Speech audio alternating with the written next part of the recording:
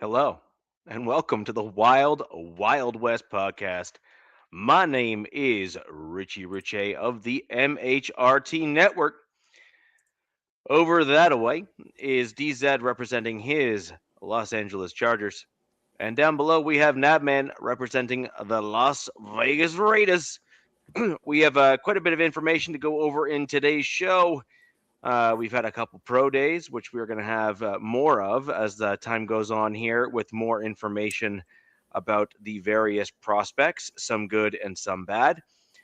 And of course, we have in the very, very almost touchable distance is the NFL draft, where we will end up with each and every one of our teams hopefully making improvements as to make our each of our teams more competitive and also in turn the league as a whole.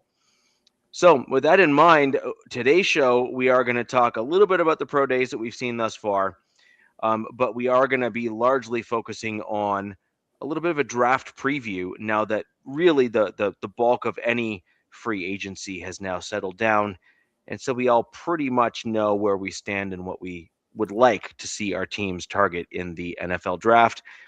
And just for reference, we are going to generally focus on the first 3 rounds because it can get a little crazy when you start going deeper. Just gets a little too nuts to try to predict that sort of thing.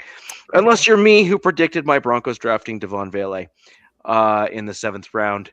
But that's that is what it is. DZ, how are you doing tonight? Good, man. You mentioned pro days. I have not watched one single pro day. Not one. Yeah. All I've been doing is just checking out the prospects that most seem to think that are going to be there at 22 around that area. So that's kind of like what I've been looking into. Just checking out some of those guys. And then it's like, which direction does my team go? And do they trade back? And then, it's mock draft season. It's rumor season. It's smokescreen season. And, the team hasn't told us much. We just had I guess it was the owners meeting a couple days ago, if I'm not mistaken. And I listened to Jim talk to some reporters, and it was just a bunch of nothing. Like, there was some positives. Like he said, Rashawn Slater, he saw was running, whatever that means. But so that's a good sign, because he's coming off of a patella tendon tear. So we'll need him, but I don't think he's ready for week 1 season wise, but who knows? But yeah, man. Other than that, it is draft season. It is. Nav, how are you doing tonight? Good, man. Just moving and shaking, getting preparing for a move to the great state of Indiana where I was born. So a lot of moving parts and that type of stuff. So that's pretty much where I've been at. But I did take time to watch Pro Day today, and I guess we'll talk about that at some point here as we go. So, the nation's a little bit torn on that first pick on what we should do about it, but after today, I think a lot of people are going to change their mind just a little bit. So, because to me, it's a little bit harder to just throw a ball to your teammates with cameras on you than it is with a defense in front of them, because at least then you can count on the defense to do something you've studied for. I feel like a pro day, everything in your mind, you have to be perfect on every throw. And it's just not a valuable thing. Now, his teammates, though, did do some workouts that made a lot of people's eyes wide open. So we'll talk about that as we go. I'll turn that back over to you, Richie. Doing well. So, may as well jump right into the pro day. I don't think it's a huge shock to most folks that odds are Raiders are going QB with your pick number 1. Now, I am curious, and I'd like to hear your feedback on that after the pro day, because that was really where the rubber meets the road in terms of the last preview that you're going to have of your potential future Raider quarterback and deciding whether or not the trigger ought be pulled or not with him at pick 1 as a organization.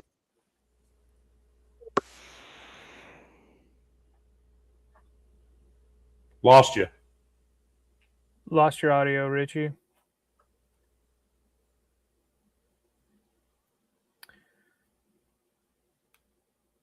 Showing muted right now. Yeah. That was weird. It was like a... Yeah. You were in the middle of a sentence. I just didn't catch the last part. Here you go. That was so bizarre. Anyways, the question here is going to be whether or not that pro day that you had there, what we all watched, is that going to move the needle in a negative direction, keep it neutral and or on course, or is that this is a done deal, etched in stone, thanks, we're done? Okay. I mean, I can answer that question. I think I have a pretty good answer for it. I don't think it changed anything, to be honest with you. Fernando Mendoza made it very clear that pro day was not about him. He said, there's plenty of film on me. I want to go out there and I want to show the hands of my running backs, my tight ends, and my wide receivers. Now, you got to understand, Omar Cooper and Surratt didn't have to go out there either because they've already worked out. My thing I was looking for was, will these guys show up for him? Sure enough, they did. Hell, his center was on the sideline. Pat Coogan was on the sideline. And they, of course, in pro days, they have somebody doing the snaps. And, of course, I'm sure Mendoza's heard it, that he plays too much under shotgun. But in the offense they had, that's what it worked for. But he had a lot of great snaps under center that were quick reads, quick throws. And I'll tell you what, you guys, these two running backs, him being freaking Kalen Black, got to be careful. These guys are pretty dang good. And I'll tell you, the dude that showed me something was EJ Williams. So probably about 5 throws from the last throw. Now, let me explain to you. This dude threw 6 passes in 20 minutes without really too much of a break. So by the time he threw the last ball to Omar Cooper, it was just a Hail Mary throw. Just catch it. You know what I mean? It wasn't going to be on time. He was probably out of steam. How did Omar Cooper look? I mean, hands. I mean, he can react to everything.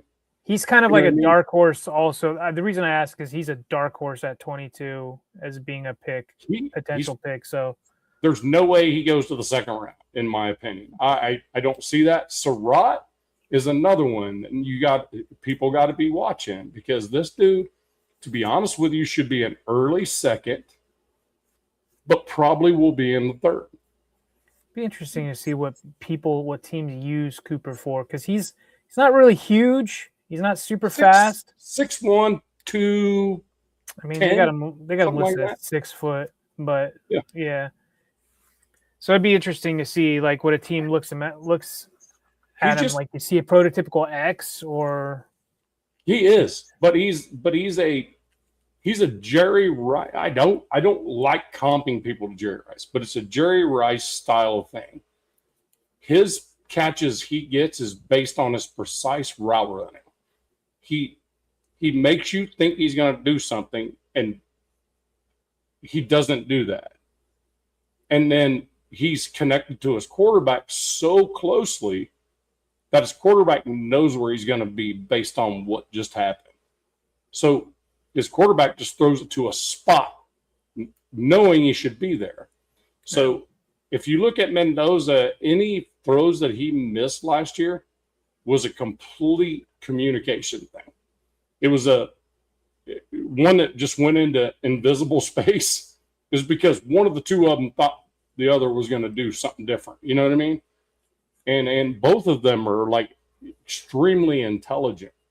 But I will tell you this, EJ Williams, need to look that guy up. He's extremely fast. And one of the last throws Mendoza made, probably about the fifth to last throw, he chucked it, and I thought he was going to take it out of Mellencamp Stadium. I said, that's out the camp. He's just throwing it to show how far he can throw it. It's like a 60-yard throw. I think they usually have them do that. Was he? I thought he was throwing it. I didn't think he was throwing it to anybody. Did he drop back? Like, did they have him do the whole like? Okay, because they usually it was have under center. No, it was under center. He just came off and just launched that thing, and it wasn't a big loopy pass. It was a laser. Well, I asked that because they usually have like teams will usually ask the quarterback to like flat-footed throw the ball. Like, well, that's pretty much what it was. He went back to his back foot and he just unleashed one. Okay. No, I thought. Okay, I'm just saying. It looked like if he was standing parallel, they'll just have him throw it, and that's how they judge their. I don't think it was like that. I think this was more scripted towards the receivers. I think it was more of a like debuting the receivers, giving them more flowers than anything else, and that's what I loved about it. Is Raider Nation looking at Surratt? I see somebody like. Is that like a okay? Yeah. Yeah, like you can get him in like the third or second or third or something. 67 is if he rolls that far. But I'll tell you what, after EJ Williams, what I saw from him today, when he launched that football, I thought he threw that football just to show everybody how far he could throw it. And all of a sudden, this big, fast receiver came out underneath it named EJ Williams and caught it in stride in his back pocket at the 1 yard line. I was like, wow, that is a freaking crazy throw and catch. If that was scripted to throw that, what a great throw. What a great catch. That dude had to go get it. I'm sure Mendoza said, I'm going to launch this thing and you just need to go get it. You know, that's a beautiful thing, man, when you have that kind of relationship with your team. And then when it was all said and done, they literally said 56 throws, and he's done. On the 56th, he just launched one to Omar Cooper, and it was just this big lollipop. Cooper caught it, of course, but he two balls were dropped, both by running backs, and one he missed because Surratt, I think if it was in a ball game, he would have actually went out to get it. But because it wasn't a ball game, he didn't have that like adrenaline to it. Because I think he would have dove and caught that football at the end zone. But 56 throws, 3 of them touched the ground. Can they just start the draft at number 2 this year? Like, do we have to go through all this rigmarole BS with Mendoza? Just be like, here you go. Here's your jersey. We'll see ya. Yeah, I mean, the thing about it is, a lot of these guys were already in the combine. They already worked out in the combine. They came for Fernando, so that tells me a lot about the character of him as a teammate. They wanted to be there for him, and Mendoza straight up said, I'm doing a pro day because I want my guys showcased. Hemby made amazing catch. Kalon Black made amazing catch. But I'm going to tell you what, my sleeper is EJ Williams. Write that one down, EJ Williams. He's right now projected at an overall rank of 424. Yes. Positional rank at the wide receiver position, he's ranked number 59 out of all draftees. Right. And his projected draft position is an undrafted free agent. Right. So he could be one of those interesting dudes where the Raiders could value him higher as a result of his connection to Mendoza. And he Raiders, could be yeah, he could legitimately be a value pick for you guys coming to in with get a that beak. the connection between quarterback Right. and wide receiver. And let me address this with Jeff real quick. To be perfectly honest with you, I think it's harder with the cameras on you without the defense out there that you don't have to read. Because a lot of times you can count on defense to make a mistake, and then you know where to place the ball. I think it's harder at the combine than it is at their pro day. I think they're in their own backyard though at the pro day. Right, but the thing about it is you're just pitch and catch at your pro day. But the thing about it is you make better throws under pressure, under game situations than you do if you're a great quarterback. You make better throws. Everybody can be negative all they want, and they can say what they want. I'm just saying what I saw was Mendoza was out there showcasing his teammates. He had no intention showcasing himself. He didn't have anything to prove. He's locked in. I did lie about pro days. There was that one guy, and somebody maybe in the chat, correct me, that cornerback who tore his ACL, didn't play last year, and then he ran he ran like a 4.3. Oh, Pons? 4.31. Yeah. No, I think he's like Clemson. Oh, well, today Pons, that shorter corner for IU, ran a 4.31, but he ran in an unofficial 4.25. The guy I'm talking about, I think he's like gonna be projected in the first round. But I'm like, but everybody's like going like, they've come a long way with ACL repairs. Like, you're running that fast 9 months later. That's insane. I'm trying to remember his name. Well, they have, because what they've done is the surgeries are much less intrusive now. And so what they've been able to do, by the way, that's thanks to the American medical system, because there's incentive to make them less intrusive and better. Let's just, leave it there, because there's money involved. Exactly. And so when you have an incentive to improve something, it's going to naturally improve at a much faster pace, because these sports teams, as an example, like NFL and hockey and baseball and all these other leagues, they're all paying these top tier doctors to develop these procedures to get these guys back on the pitch, because like one star player missing from the field, I mean, they don't care if they're paying $1 million to get the guy having surgery, because the guy next time he's on the field is going to make him too. So, wait, I think I'm confusing Tennessee with Clemson. They're both orange. I think it's Gerard McCoy. Oh, McCoy. Yeah. So I think it was his pro day. Clemson kind of threw me off. They're both orange, like similar. I mean, one's got purple in it, but I've seen him being projected as like a top 15 pick, which is pretty wild. Oh, also breaking news before our show kicked off: Puka Nacua in rehab, which isn't a surprise because the dude's a complete head case. He's a badass receiver, but complete head case. Really? Yeah, he'll probably get celebrated for this with this NFL. They'll probably be like, "Oh, good job, Puka," and he'll come back to the Rams and write a whole story documentary on him or something. That's crazy. There's no way that guy got in college. Bueno academics. Threw a name down there, maybe on Terrell. That's the Clemson guy. But Bueno, I got it confused with the Tennessee guy. My bad. Yeah. But yeah, it's I think that what you're seeing now is the upper tier echelon athletes, as well as organizations, businesses, etc., are pushing for these what used to be very complicated surgeries, and are willing to pay for research to make those surgeries better. So there's now a financial incentive that's backing these surgeries up to not only make them last longer but also complete the rehab faster.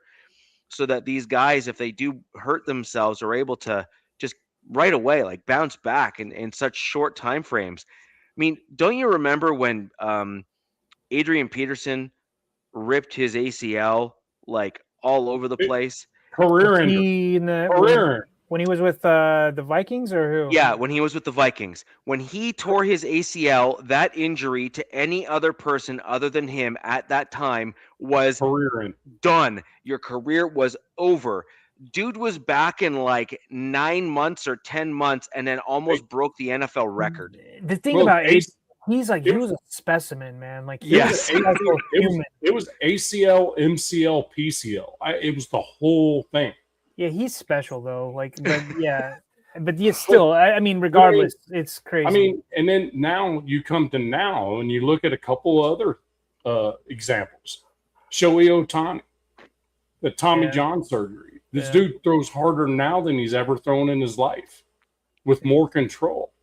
I mean, Jason Tatum, he wasn't even supposed to be playing this year, and he's MVP caliber for the Celtics right now. Matt, I got beachfront, and that's a basketball player. He's from an Achilles, dude. From an Achilles, that's crazy. Well, I'm gonna push back on So he's the only one in NFL history to do what he did, and you're correct. Like he not only came back, but he came back in like a different, like at a different level. It's a whole new level, which was, insane. Like, just to be clear, but and DZ, you're not wrong. He was a specimen of a human being in terms of his athleticism and everything else. But I mean, we've seen other players like legitimately coming back from ACL surgeries and have little drop off, if any, in their overall play, generally speaking. Yeah.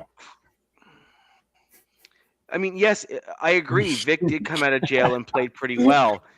I guess that was an injury, kind of. It really depends. I'm going to say, Matt, it really depends on what type of injury you're referring to. In jail, I think there's some potential injuries that could have happened in jail. Posterior injuries. Yeah, you never know. But I think it really just depends on what we're hinting at here. But it is what it is.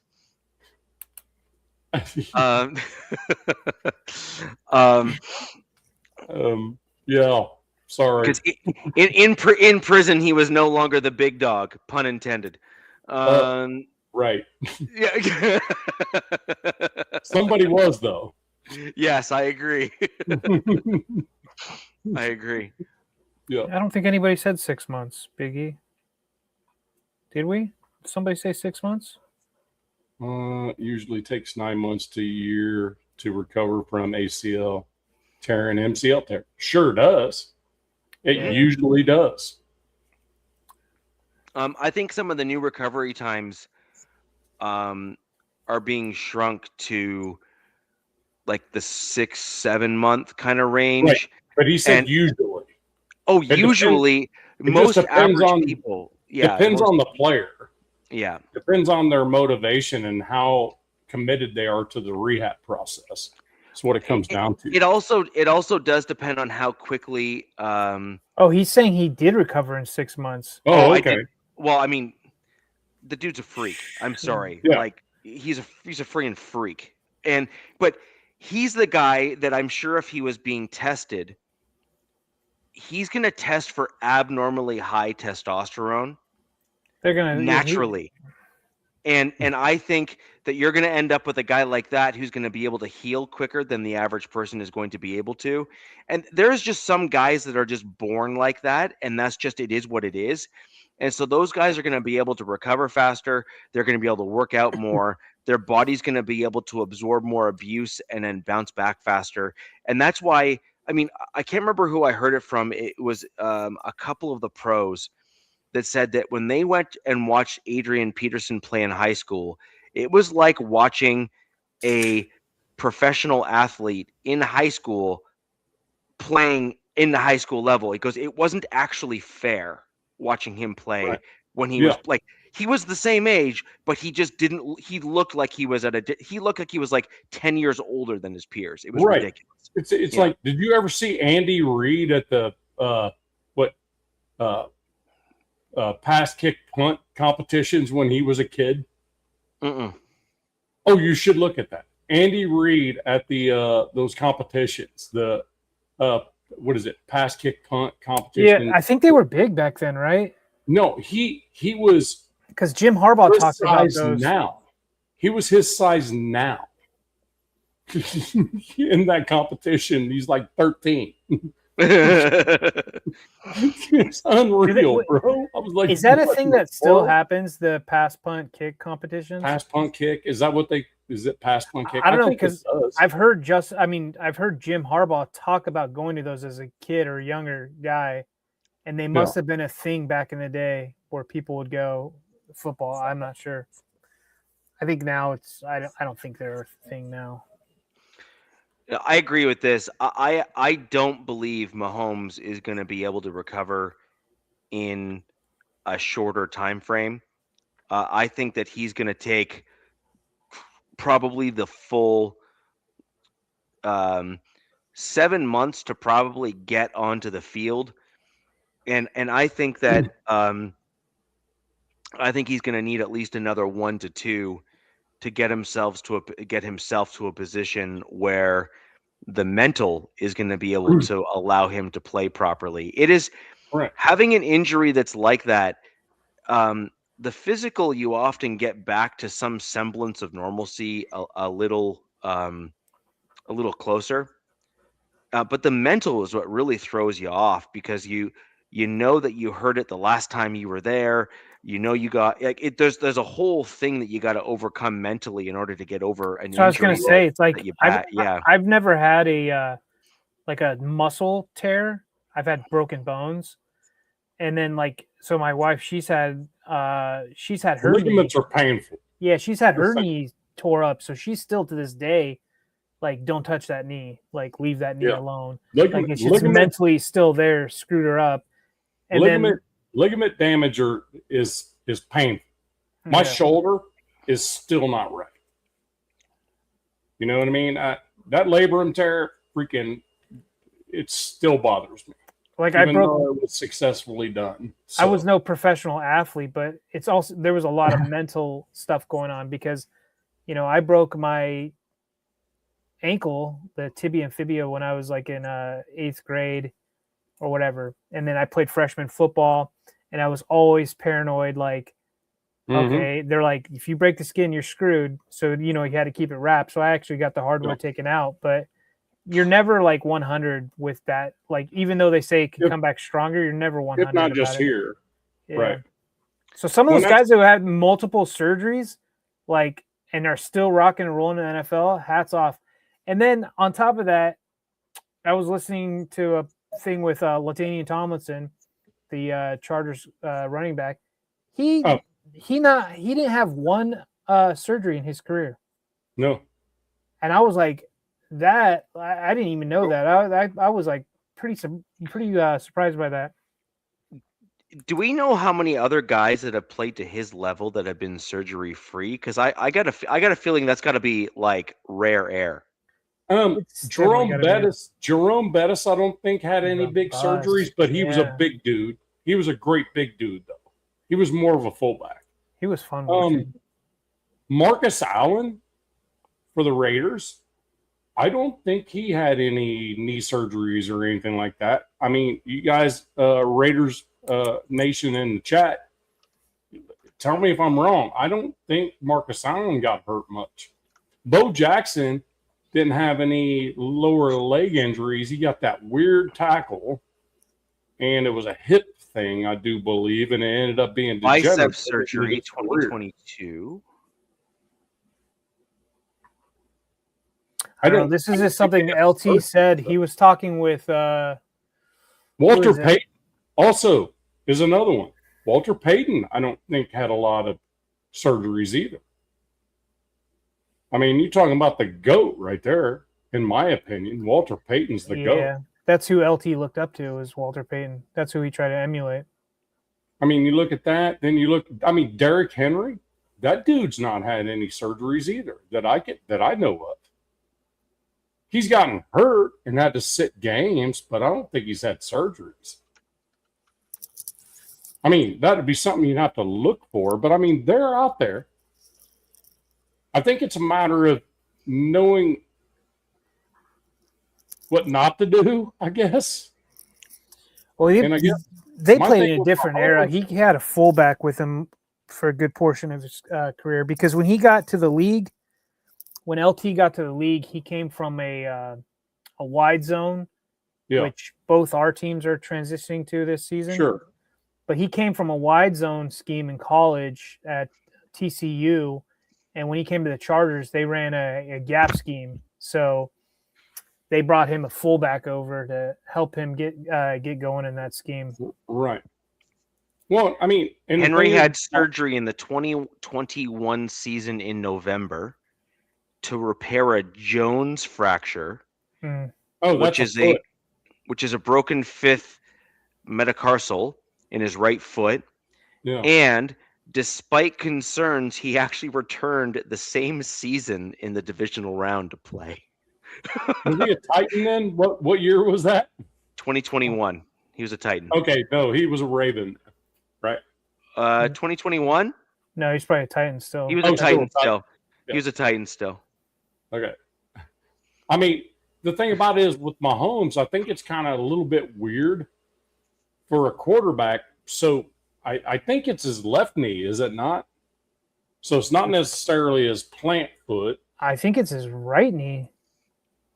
Somebody tell me if it's left or right, because that's Didn't going to it- make a huge I- difference. as he was far as running. quarterback. He was running to I their saw the sideline. sleeve on his left knee on ESPN today. Sorry, who? Mahomes. I saw the sleeve on his left knee. He was on ESPN today. Yeah, they were just showing him throwing You know the benefit for Left him. knee. Didn't he it is his left. left knee. So Wasn't he the problem, running to that. well, that's the thing. Mahomes is a little bit different of a dude. So if it's his left knee, he's going to be planting on his right, and he's going to be landing with his left, right? So it's a little bit different rehab than what it would be if your plant foot is that guy. But the thing is, with Mahomes, he's so mobile, so it's going to change a lot. He may be able to play, but he ain't was gonna be- very mobile. He kind of slowed down these last few seasons. He like put on Right. weight and stuff and Right. tried to stay in the pocket more. But yeah, Well, when he he first also- came by, he was super mobile. He also got attacked every game. If the Chiefs don't do something about their offensive line, he's going to get attacked again. Yeah. And whoever starts for him, Gardner Minshew still there? Is he No. their starter? No, No, they just got Fields, I What? think. Fields. Was Justin it Fields. Justin Fields? So I think that's who's going to, like, if Mahomes isn't ready to rock, I think that's who kind of floats their team for a little bit. I see that 3 to 4 weeks. If I That's have to kind predict. of, yeah. To be honest with you, that's not a bad idea because Fields is going to make defenses have to deal with him in the same way. Yeah, and they've got really good coaching So, in Kansas City. They can make things work. Yeah. yeah. So, yeah. Ardell said he's old balls now, Henry. Old balls. Yep. That. Where did that come from? Billy Madison? No. I have not looked at one Adam- running back. Adam Sandler, the Adam Sandler movie where he has the kid. Old Oh, balls. Big Daddy. Big Daddy. That's Yeah. it. Yeah. So, general thoughts on the pro day was that you thought that the wide receivers, Mendoza did well by his fellow teammates, ultimately, is really what you took away from it. And that, if I'm hearing you right, you basically think that he didn't help or hurt his draft stock.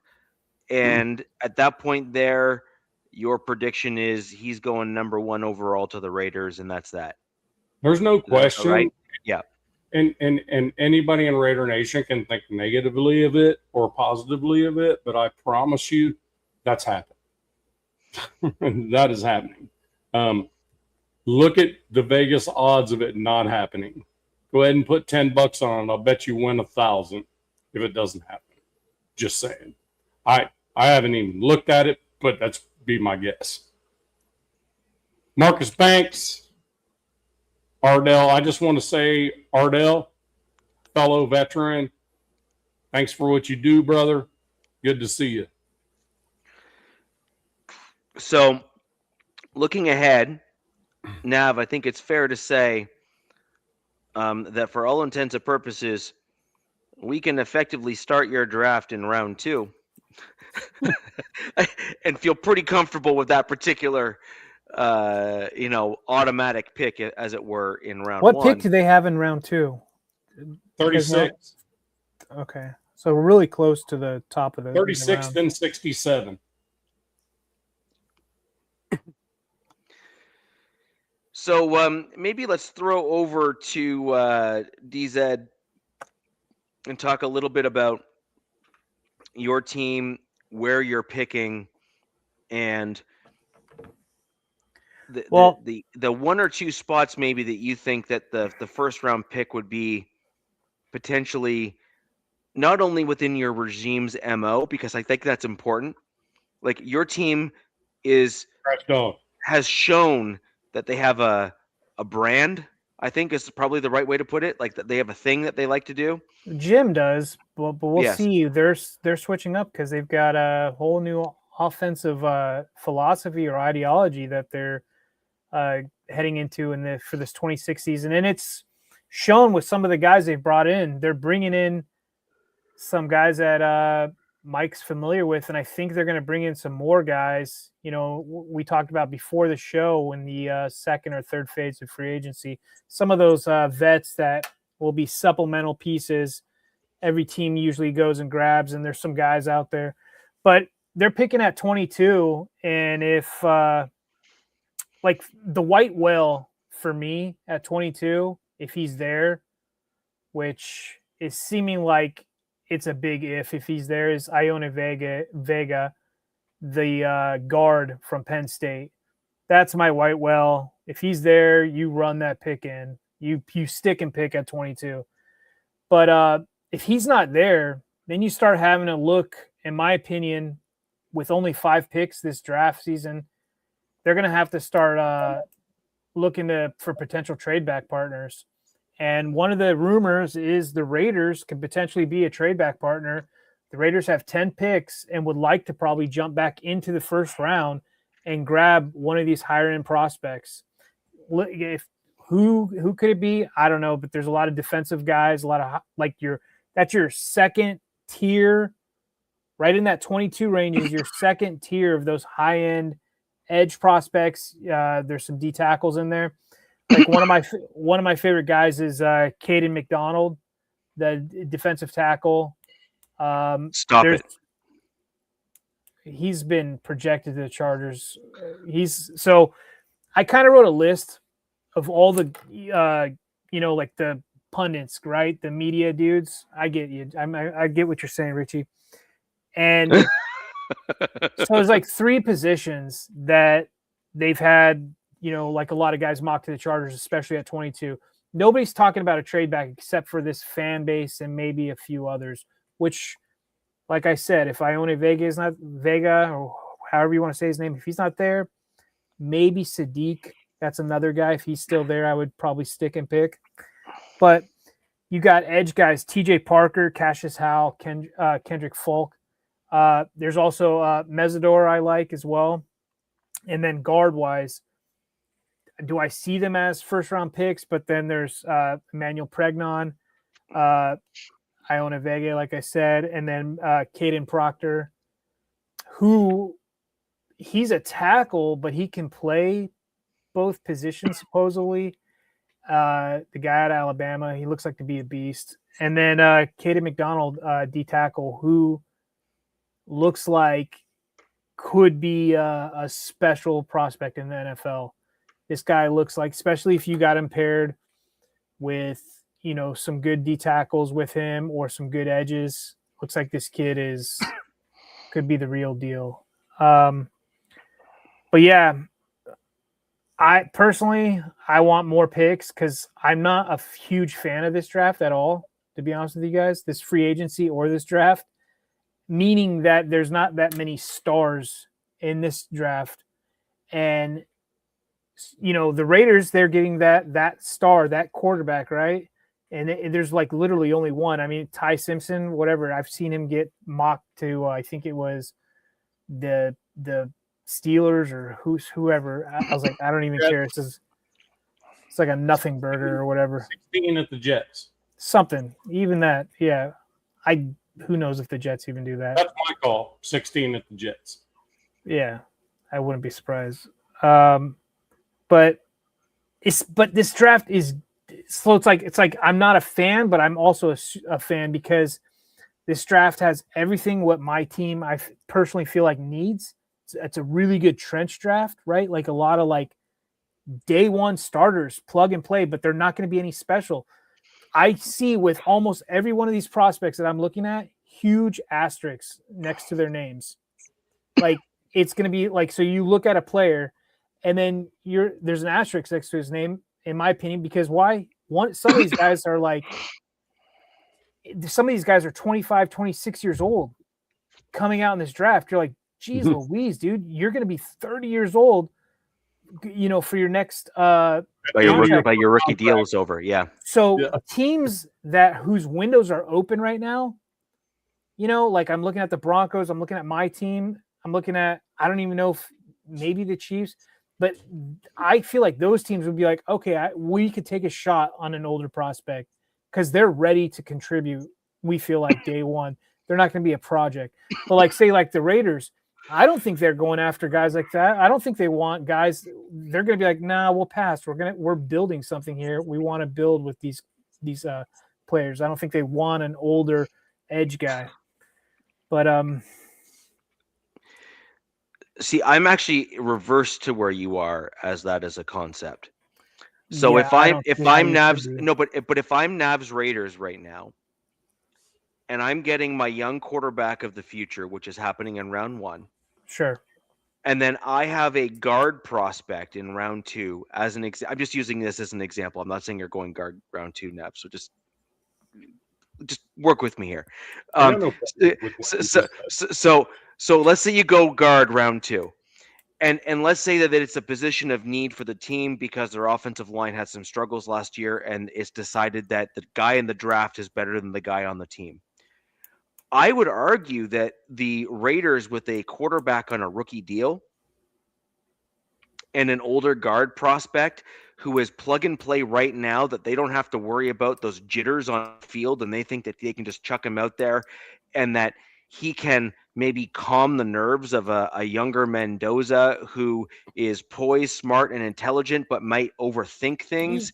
I was mostly just talking about on the defensive side. I didn't even really the offensive side of the ball. I was like, even on the defensive side, though, I could totally see the Raiders saying, we got a young quarterback, an offense big money positions, man. That's what I was more going at.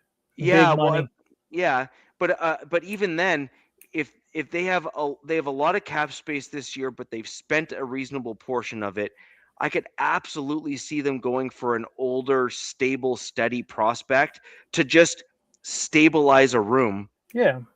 And then take a flyer in the later part of the draft where it's like maybe the guy's hurt, but he had a huge potential. So they take a flyer in the late rounds and see what happens. I could totally see the Raiders kind of doing like an extremes draft here where they go stability and great kind of in the early stages, and then high risk flyers in the latter part of the draft, because they don't have expectations this year to make it to the Super Bowl. But if they hit on even one or two of these flyer prospects, like, man, that'll be touted as like one of their best drafts in a long time. That's my issue. You kind of said something. I agree and disagree at the same time, but I don't really want to argue about it. Yeah, that's kind of where I'm at with it. Biggie he said this year's full of athletes, boomer or bust. Oh, you're probably showing it. Go ahead, show it, Richie. And I kind of agree. Now, I think I'll trust the team scouts more than my opinion or anybody else's opinion, right? We're fanalists. But that's kind of like my feeling about this. And what kind of scares me about the Chargers right now is I feel like they're kind of pigeonholed. When they weren't pigeonholed last year's draft, maybe 2 years ago they were, but they need a left guard, right? Like if they try to run what they have right now, like I could see them doing that because Harbaugh's a sicko and Mike McDaniel has had below average guard play anywhere he's been. And it doesn't make any sense to me why they're just so fond of just trash guards. But you need a guard. You need a third edge, because there's no guarantees. You need a lot of these guys. So for the Chargers with 5 picks, you've got to hit this draft. You've got to be really good. You better get at least 2 bona fide starters, in my opinion, and then some good depth pieces, so we'll see. But like other teams, like you can afford to swing and miss. Like I feel like the Raiders can afford to swing and miss with 10 picks. You know what I mean? What does he say? For example, they got this. Yeah, if you look at the draft analysts, they have Price as the running back. They have him as the 3rd best running back in this year's draft. Okay. But when you look at his stats, Biggie's not wrong. He's got a drop rate or fumble rate of 3%. Oh, so that means every 33 carries, the dude fumbles the ball. I have not looked at one running back because to me that doesn't sound good at all. It's not. It's not actually. Like objectively, that's bad. Mike Washington should be one that people should watch for. Yeah. Are your guys' teams needing running backs? Like I could see the Raiders probably getting another guy. I don't Richie, think so. You say you are. I not in the draft. Not in the draft. Whatever Richie wants, his team's going to do the opposite just to piss him off and have him go some more. Go Richie, go. So here's the problem. Look at what happened with the Broncos when we got deep into the playoffs. Yeah. Well, they're just going to say it's quarterback. They're just going to. Sure. Look, you can attempt to gaslight whatever, like me, all you want, and you can sit there. You can sit there and be like, "It's just the quarterback." It's like, okay, sure, my man. Like, But at the end of the day, the Broncos, if they had more aggressive trench play, as in like a stronger offensive line that could move guys backwards and force the play, we would have been in a better position against the Patriots when we played them. If we had a stronger defensive lineman that could throw dudes out the way in the interior of the defensive line, and by the way, the only guy that was really doing that pretty aggressively in the Patriots game, in truth, was JFM, and he's gone. And so, like, we need to just overall assess things honestly as a Denver Broncos fan base and simply look at it and saying, we have a first place schedule that we're coming into this season. This is not going to be the same caliber of teams that we faced throughout the entirety of last season. We have a litany of playoff teams that we are going up against as this year goes on. And the Broncos need to step up their game when it comes to the trench play if you want to compete with those teams and not get blown up. Looking on paper, what you just said, like even us just looking at the opponents, I'm like, next season or this season, it's a brutal schedule. Like we don't know the exact weeks yet, but opponent-wise, it looks pretty brutal for all of us. Yes, and so when I look at that and I'm assessing honestly, even Sean Payton made a very clear comment. J.K. Dobbins was our running game. He was the dude that stirred that drink for our team. Yep. He was it. He was the guy that made the running game and the running back room work. Well, absolutely. I will agree. J.K. Dobbins, when he was on the field for us, was a top 3, top 5 running back, and it is inarguable based on his statistics. Number one running back. Well, I meant right when he played, he was like top tier. Totally agree. Problem is, dude can't stay healthy, and his body betrays him, and that's fine. But the thing is, the Broncos need to go into this season saying, we have like an elite running back that we just brought back, and we got him for like 3 to 5 million cheaper than the other guys that were top notch in the running back position in the free agency, which is fine. But we need another guy that's at a similar skill set and caliber in terms of size and speed combination that can learn from JK, that is younger and that can stay healthy. I know his And name. right. Right. His name's Roman Hemby. Well, there's a few dudes that are in this year's draft that we can pick early in the draft that I think will be suitable for a guy that might be able to do some stuff like that for us. I have a couple names that I'll reserve for once Diza has done his kind of listing of a few of his players and stuff. But who's in it for running backs? Like, I know most of Broncos country is putting their hands up to say we need running backs because Jaleel McLaughlin's shown that he can do some good stuff, but he's not it. He's not the guy. He's the shifty dude, but he's nothing more than just a running back. He can't pass pro or anything like that because he's just not big enough to do so. And RJ Harvey, if we're going to be honest, constantly tried to break to the outside and did not do what he needed to do by going up the middle and running between the tackles. Yeah. I'm not convinced that he has it in him to course correct and then get himself running between the tackles properly. Well, and we also saw RJ Harvey lose a step this season. He did not have the same gusto and speed at the beginning of the season as he had the speed at the beginning of the season, didn't have the vision. He lost the speed and the vision as the season went on, and he got worn down as the season went on because the NFL is a much more aggressive game than he's used to at the college level. So can he get better? Can he improve? Sure he can. It's certainly possible. But the thing is, you don't go into the season hoping that the guy is absolutely going to do a thing. If you're a team that believes you're truly competing, you start adding more and more pieces to that room and make sure that you're solidified so that if something does go wrong, you have both a plan A, plan B, and plan C. Right. So Raiders Zach said it right there. No question. Jeremiah Love is it's not even close who the best running back in this class is. It's not even close. I met his dad at the combine. His dad is like the same dude as him. A freaking great family, huge work ethic, freaking fast, brutal. And when he gets on the field, he's like his kid. He goes, we're really nice people, but when we step across the lines, it's different. We turn into assassins. We turn into a monster. I'm like, I don't doubt it. And then I watched Jeremiah Love at his size run a 4.36. With everything he's already done, with the elusiveness and the way to power over people, 4.36 at his size, he's a fullback size. Who drafts him? I wonder where he goes. Is he going to Tennessee? I think Tennessee's where he's projected. Was that 5th, 6th? Yeah, that makes sense.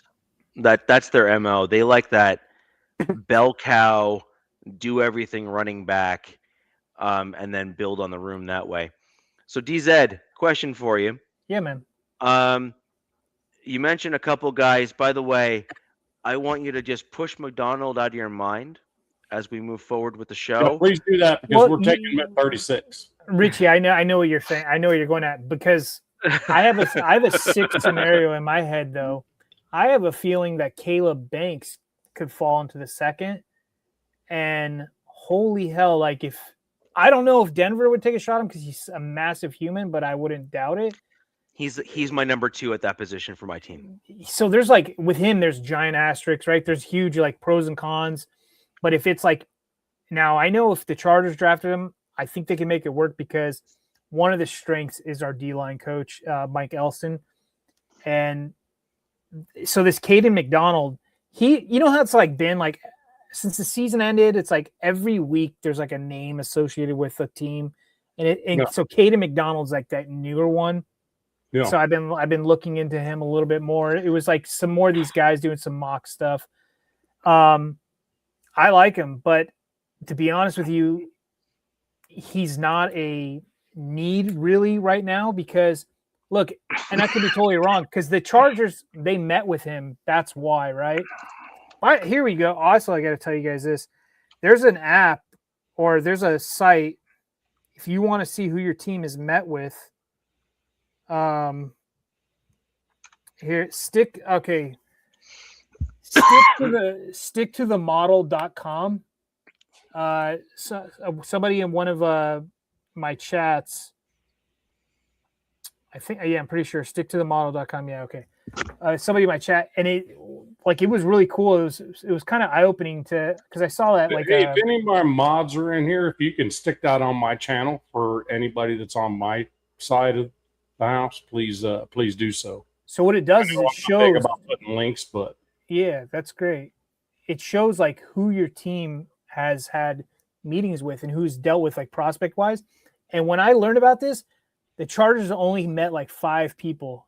And when other teams have met like 20, because you get like your top 30 visits and stuff and combine and pro days and all that.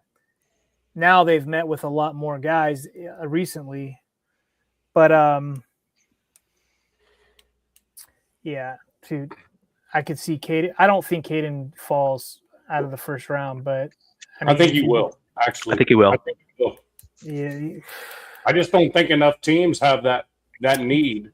And I honestly think there's somebody rated above him.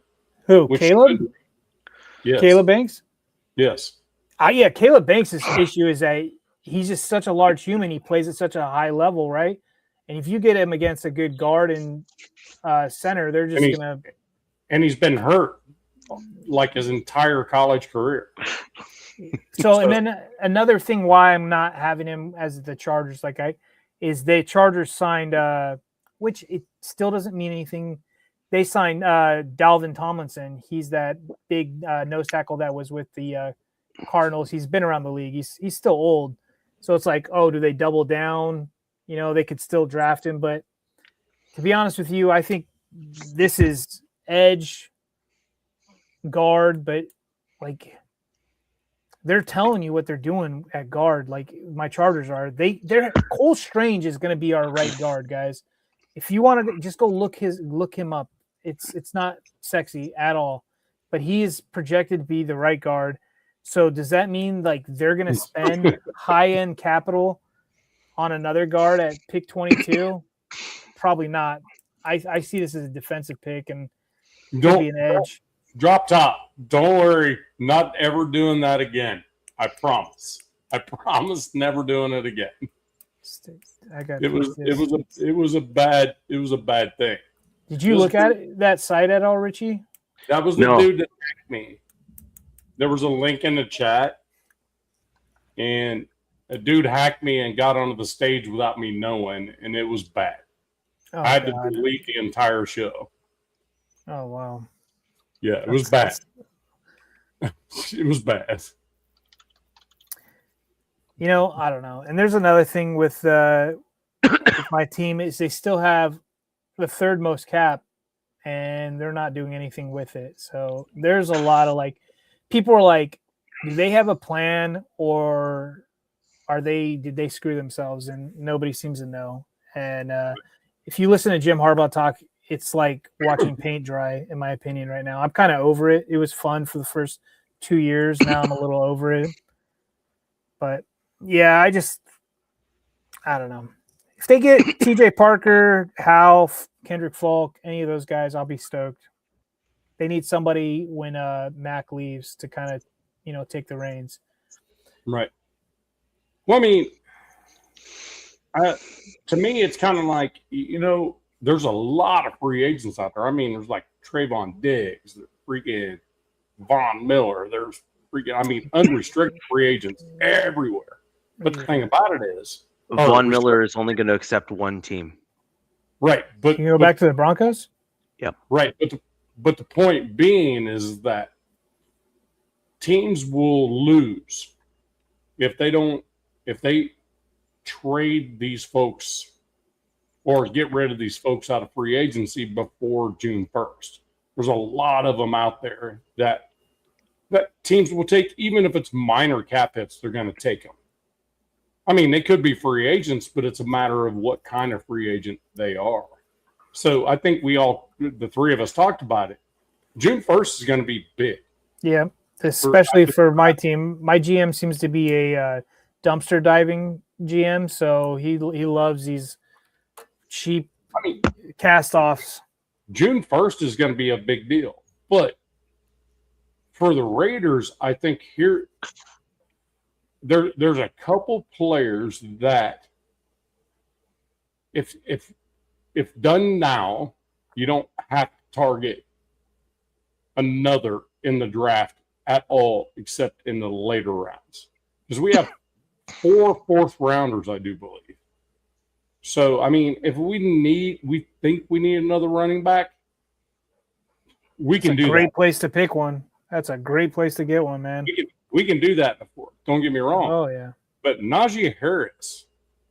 Yeah, I think he's making his round throughout the West Coast teams. Medicals and stuff are being done. And he's actually, from what I understand today, he's still on the building. Yeah, he wants to stay. I'm sorry. Go ahead, man. Sorry for. No, I'm just saying that dude would be perfect. Takes a need off the table of having an additional running back. Don't have to worry about that in the draft. Dude, I wanted him to work out so much. Like the guy had no injuries for 4 years with Pittsburgh, and you know their division's tough as hell, right? Tough as nails. Yeah. Especially when he was playing. Comes to LA in the offseason, goes and sees family in Northern California, blows off, half his freaking face or loses an eye. Now, I don't know. I think his he's back to somewhat normal now. Yeah. And then he starts to get going once he starts playing because I don't think they played him right away, right? Like, and then boom, he has his Achilles fucking blew his Achilles. Yeah. Yeah. There's there was one in my chamber. He has his Achilles pop. So I'm like, but then I've seen the videos of him and like he's like doing the whole treadmill thing, and I'm like, man, what a great guy. So if the Raiders do get him, whoever takes a shot on him, why not, man? Hell, he's been in the building for a few days. So my guess he might have got lost because he couldn't see. You know what I mean? So I mean, the thing about it is it's you walked into the door on the way out. You kind of take a need away in the draft with the Raiders if you get him, because you don't need that RB. I mean, you want like 4 of these guys, right? You want you're gonna need some for camp, preseason. But then you can move to the right a little bit for more running backs. You know what I mean? You don't have to like scrimp for it, is what I'm trying to tell you. You don't have to go big on a running back. It's kind of like this is Raiders news, but Kalen Black's going to be available in the third, I think, unless his pro day today makes a difference, because that dude got a laser beam thrown at him, and I was like, damn, I'm surprised he caught that football. Najee's he already has the eye patch. That's funny. Yeah, I think Raiders X, right? He's visiting because he's making his rounds. He's the first report for the Raiders was wrong. It's going to be a later date. Yeah, he interviewed with them in person, and then he's coming back tomorrow. Did the Raider fans see your guys' franchise valuation? Yeah. 13 million or billion. 11.1 billion. Crazy. So that's like second to, or it says the Rams were second, the Giants. So the Raiders are at fourth, but then they jumped up to.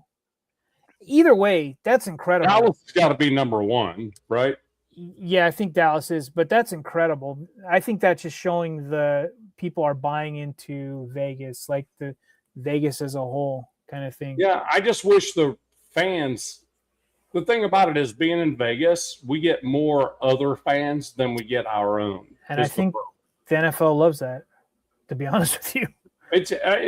The thing about it is, it's hard to have a home game. You can't call it a home game when less than half the fans are wearing the other jerseys. Try playing in LA. There's unless you're the Raiders, there's no home field in LA. Everybody's from somewhere else. No, unless you're at a Dodgers game. If you're the Rams, it's a home game. No, it's not. Yeah. But not the Chargers. No, it's not. Go look up the numbers. Chargers have had more fans at their home games than the Rams had, and the Rams get taken over by almost everybody. So the Chargers did too, but if there's Chargers fans get attacked.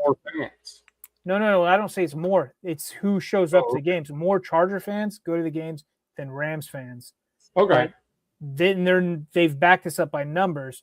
Now, look, there's things where and I know that's hard for you guys to believe. Whatever. If you go ahead and dig into the numbers if you guys want. I'm not talking out of my ass here.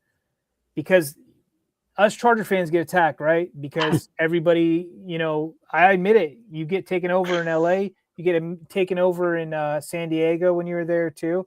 It's because everybody is from somewhere else, and they all go to those games. They're all like, how many people live in LA? Like 30 freaking million people or whatever it is. Nobody wants to go to Northern California. Nobody wants to go to that dump in Oakland. No offense, or go to freaking Santa Clara. No one wants to pay. Hey, no, you're missing the point. DZ, the big thing is when Oakland, if you can only seat 50,000 fans, you're not gonna be able to do it there. Nobody wanted to go to Oakland, man, except the Raiders fans. But I'll be perfectly honest with you, it's a lot of fun going to the Coliseum for a football game. Yeah, when you can black that thing out and you play on a baseball field.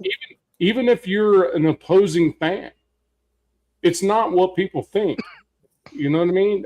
Yeah, you get booed and give you some hard times, but people don't get beat up for just being another fan of another team.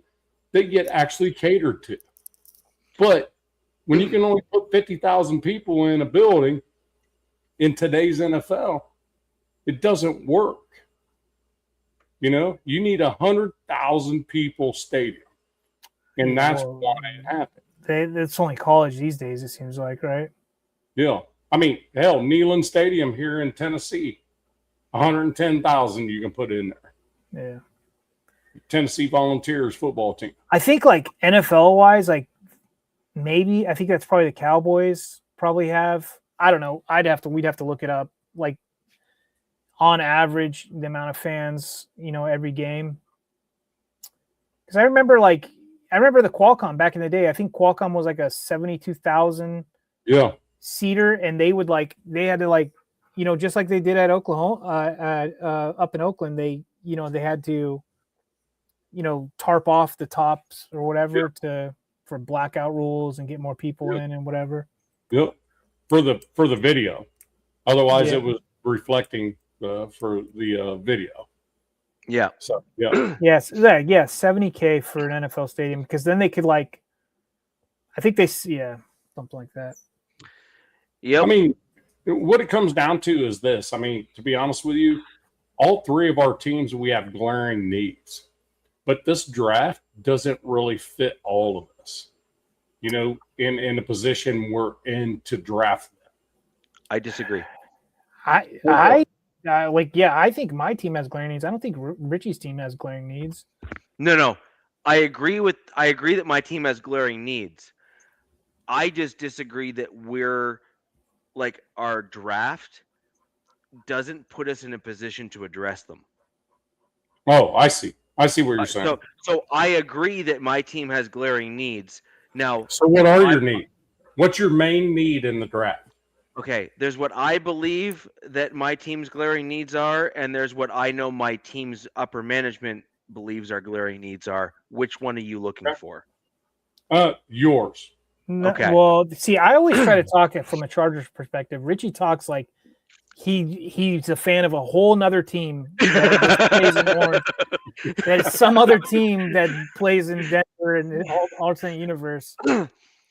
So, DZ, with that in mind, when was the last time the Broncos won the Super Bowl?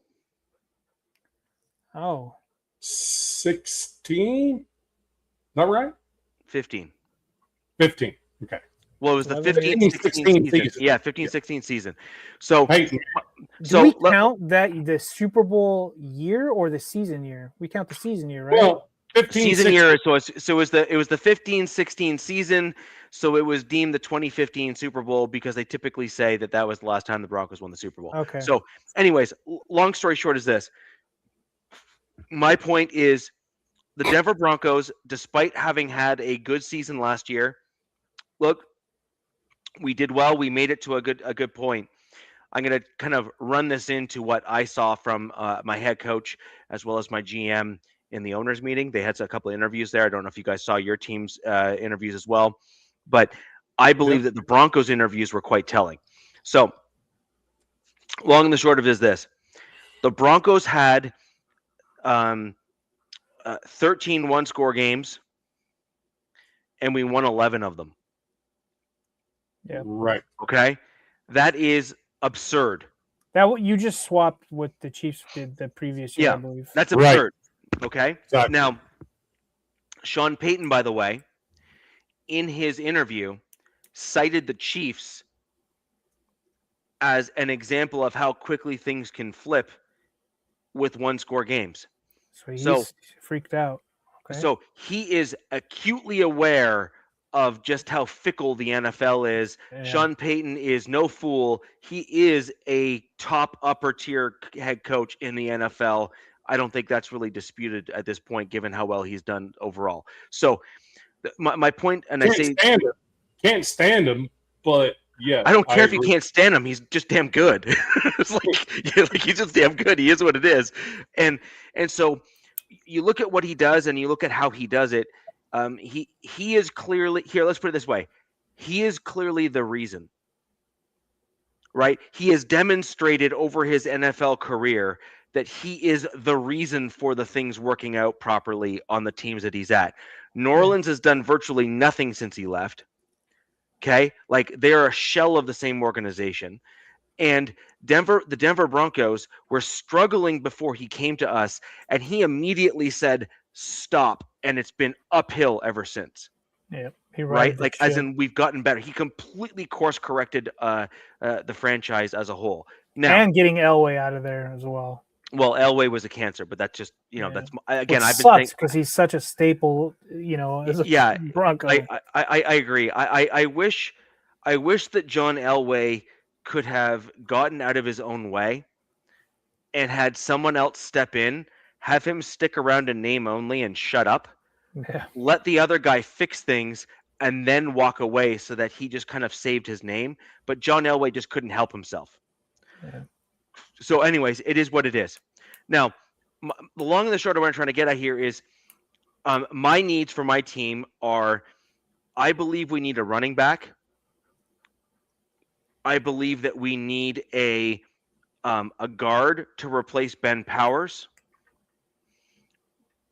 I believe we need an interior rushing D lineman, Caden McDonald, as an example.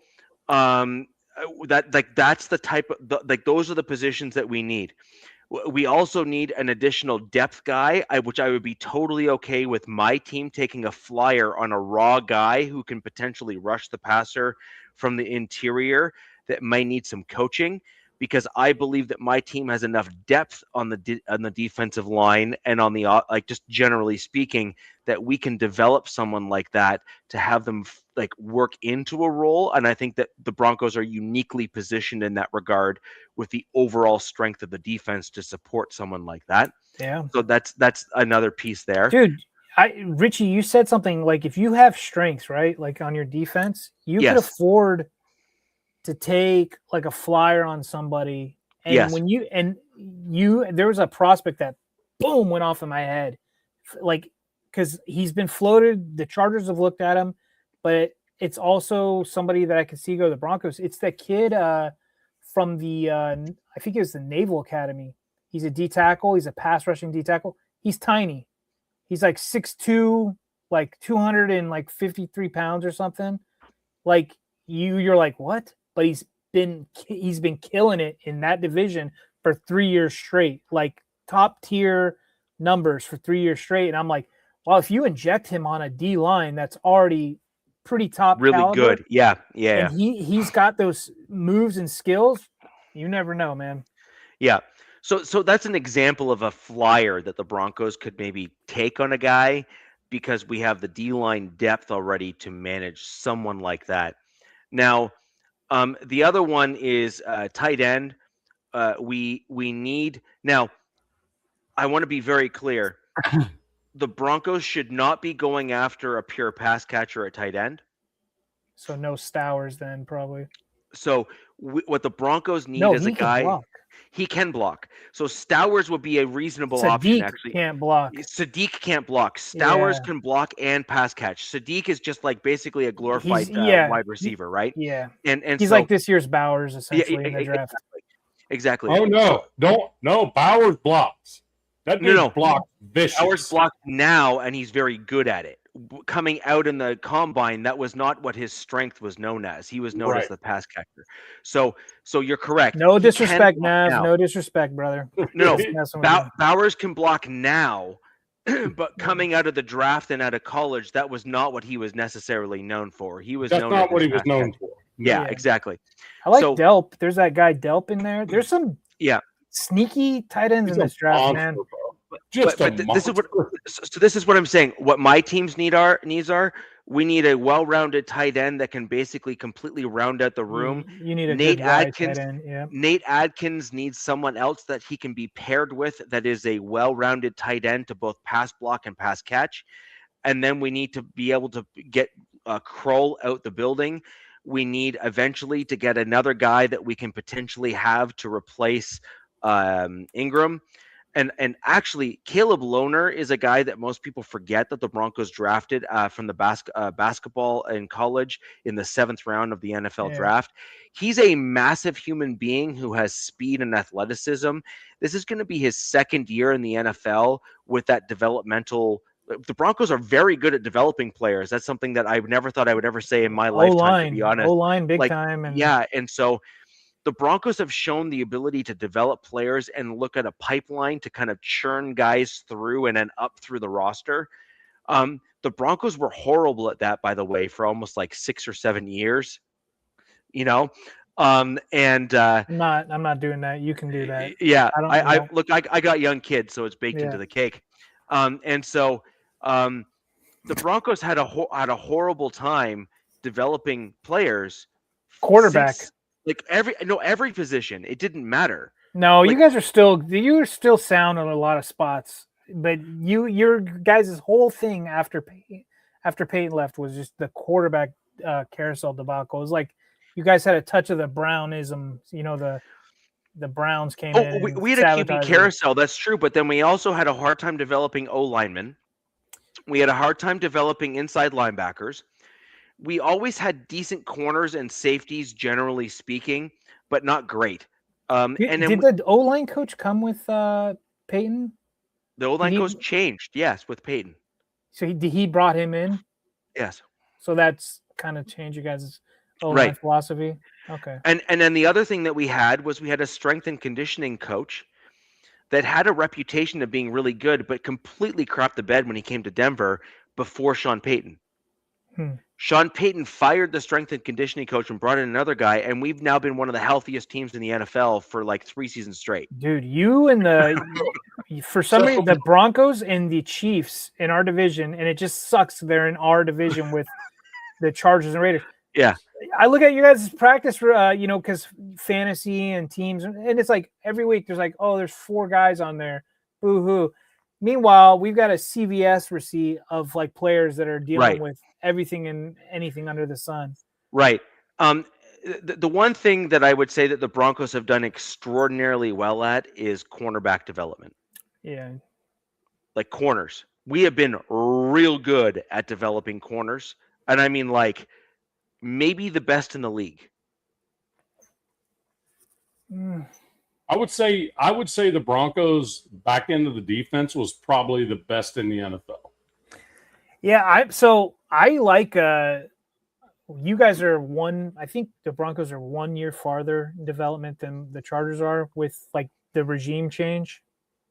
We're 1 year further ahead, that's right. Yeah.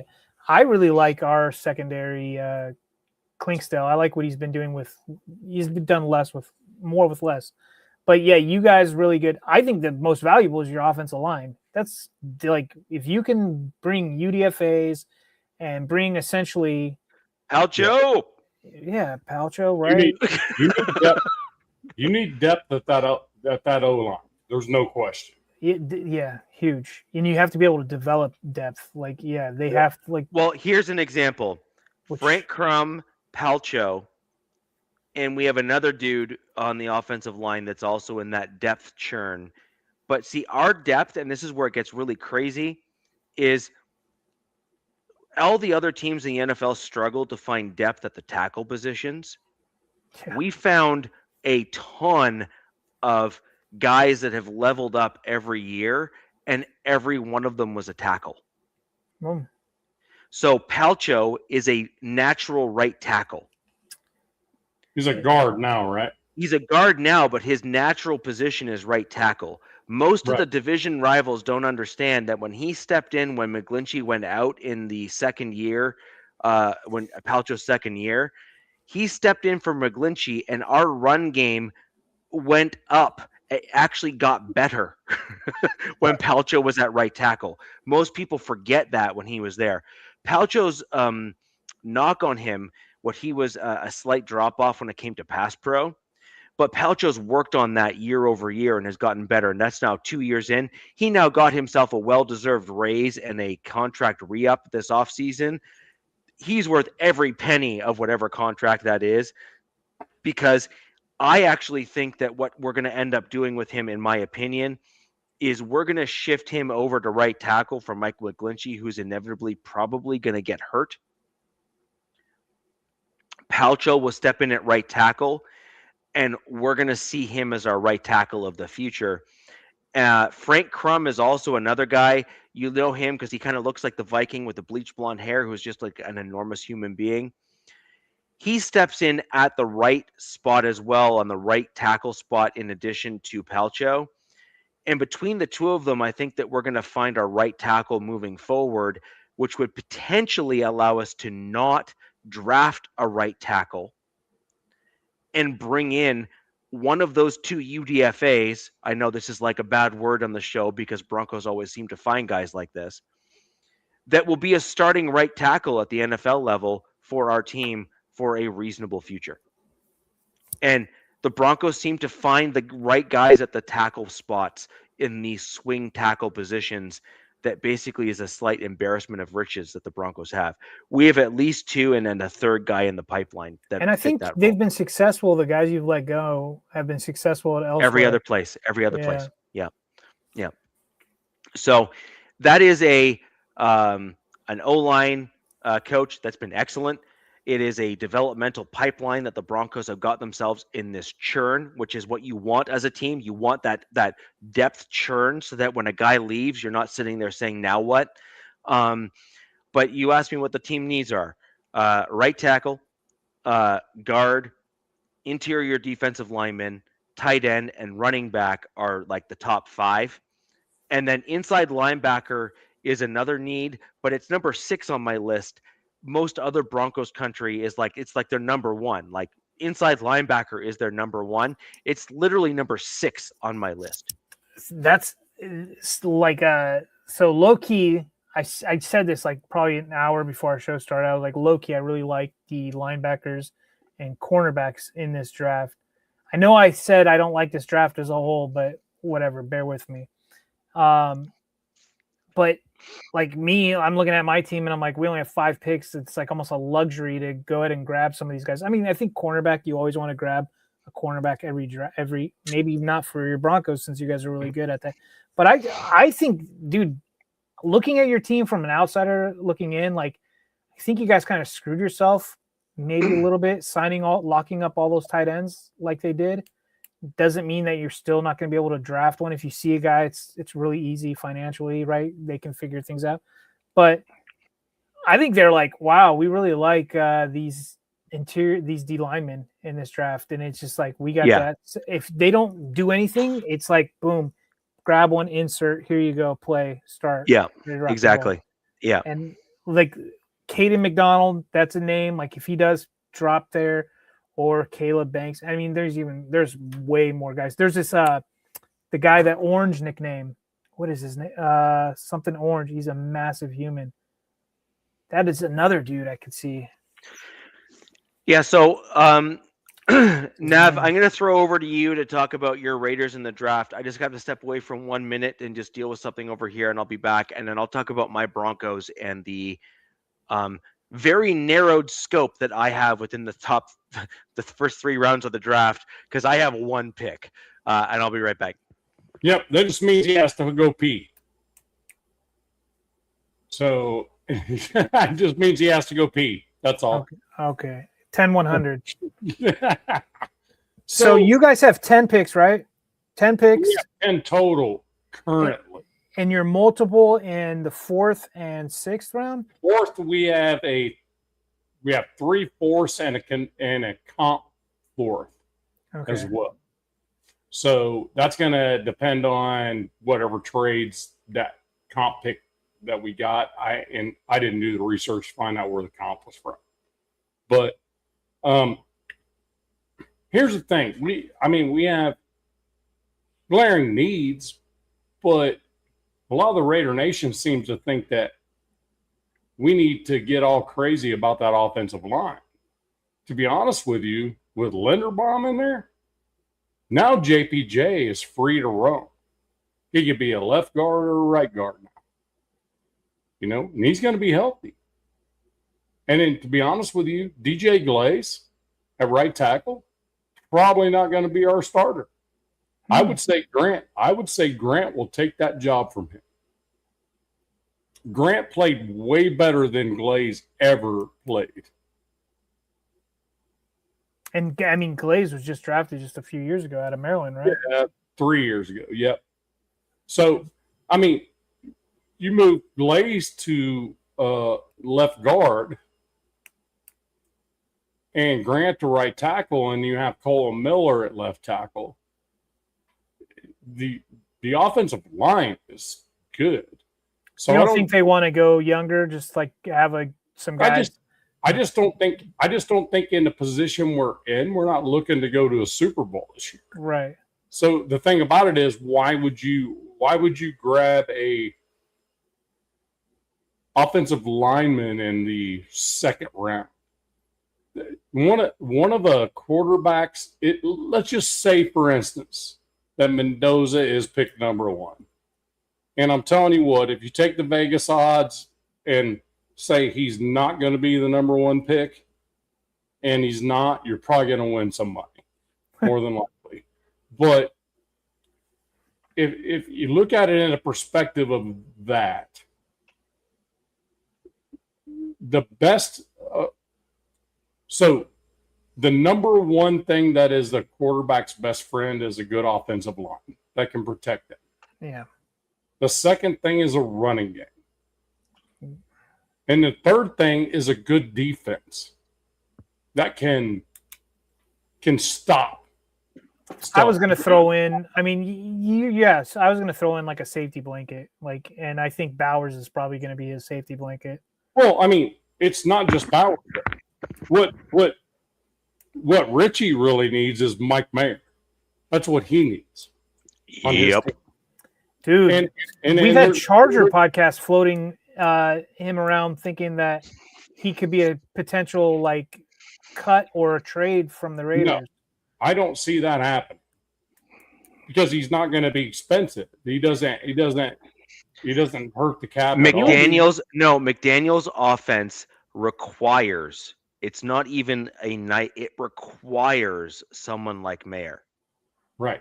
Well, they have Kohler. They brought in Kohler, and that's where, when he was talking about a tight end in the draft, I think it was Big E that talked about it. And I'm telling you, Raritan from Notre Dame is Mike Mayer. He's kind of the same dude. And you can get him in the 5th. We just got to remember, Navman wears Fighting Irish underwear at all times. No. That's Kenna.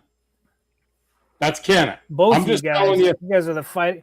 I'm wearing a Fighting no, Friar no. shirt. It's almost similar, but Yeah, but trust me, it's two different styles of stuff between me and Kenna. Now, love the dude, don't get me wrong, but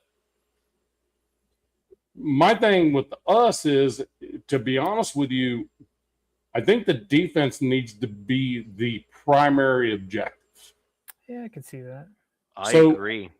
I don't really care if there's a backup quarterback other than AOC. I don't care. We're not trying to go to a Super Bowl. We're trying to build a football team, and we're trying not to kill our rookie quarterback. Okay? So, to be honest with you, I think our biggest need after Mendoza will be a defensive tackle. A big defensive tackle that will serve as what you call a nose tackle, because it'll be a 3-4 defense. You got to have that guy. Great big body dude that can push and go upfield. That's what you got to have, right? And that's McDonald. If he is there at 36, I think we're taking. The next thing that is in need is a nickel corner that is straight up nickel corner. We re-signed Stokes, which can be our cornerback one, wide corner one, because he was one of the best in the NFL last year. Nobody beat him because they wouldn't even go his direction. And we got him back. So I think the next thought at 67 would be in that realm where we need a nickel corner, somebody in that aspect. Wide receiver, I get it. People are saying that for offense. We can do that in the later rounds. We got in free agency a dude, Naylor, which has been behind Addison and been behind Justin Jefferson and the Vikings. Dude, I just heard some like analysts like crap on that, or I saw some posts where they crapped on the Naylor, and I'm like, what? Like, to me, that's like one of my favorite pickups by the Raiders this offseason was getting him. No. Whatever. Wait. Rad, look, I just said the same thing in two sentences that you just said to dispute me. A nickel corner and a free safety, kind of the same thing in a 3-4. Kind of the same thing. So just stick with me here. But those are our needs, really, in the draft. Let's remember, we're not trying to win a Super Bowl next year. You just want to We don't need to sell the farm on things. Is Blaine? You know? Is Blaine just? Thanks, Blaine. It's just that Raider Nation, everybody in here can tell you, the more you thrive on expectation, the more you're going to be disappointed. So the thing about it is, Ask the Eagles. Yes. Or ask the Jets. Yeah, Jets fans, exactly. Even worse. So what I'm trying to say is this. We have the staff now that are making great decisions. We have a scouting crew that is next level. We have our GM is out of this world good. I've liked what he said so far. I've liked what Spytek has said. He's just that good. He's learned from the best, dude. I mean, and you know what? Tom Brady don't care about that dude. He's a minority owner. If he wants to help train a rookie quarterback, great. Please do that. But be a minority owner, like really minority, like 0.5% of the business. It's not even a lot. Just be careful on expectation. Just need to fill some needs, see what happens. Boom. It's a G fam. Look, bro, don't make me Instagram like bomb you on this. God Family Raiders for Life's one of my good buddies.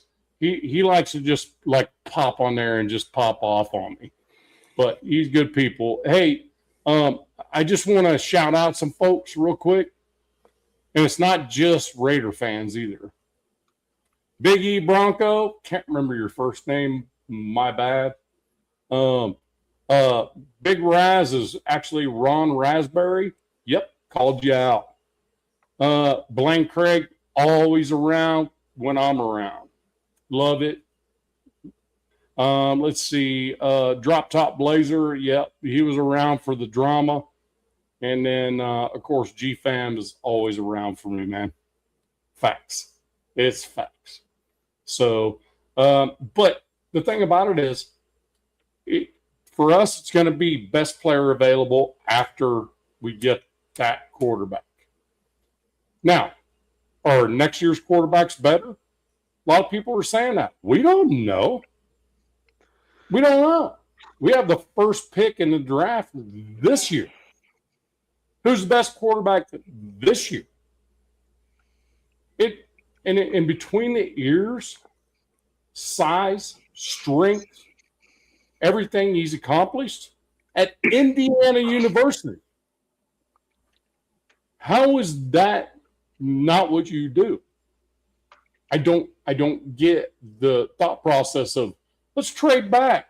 Okay, so what are we going to get next year? Arch Manning? Just because his last name's Manning, he hasn't done anything. I mean, it's that kind of thought process that drives me nuts. This dude won a Heisman, won the freaking national championship, on his back several games at the very last play of the game, and it was on him.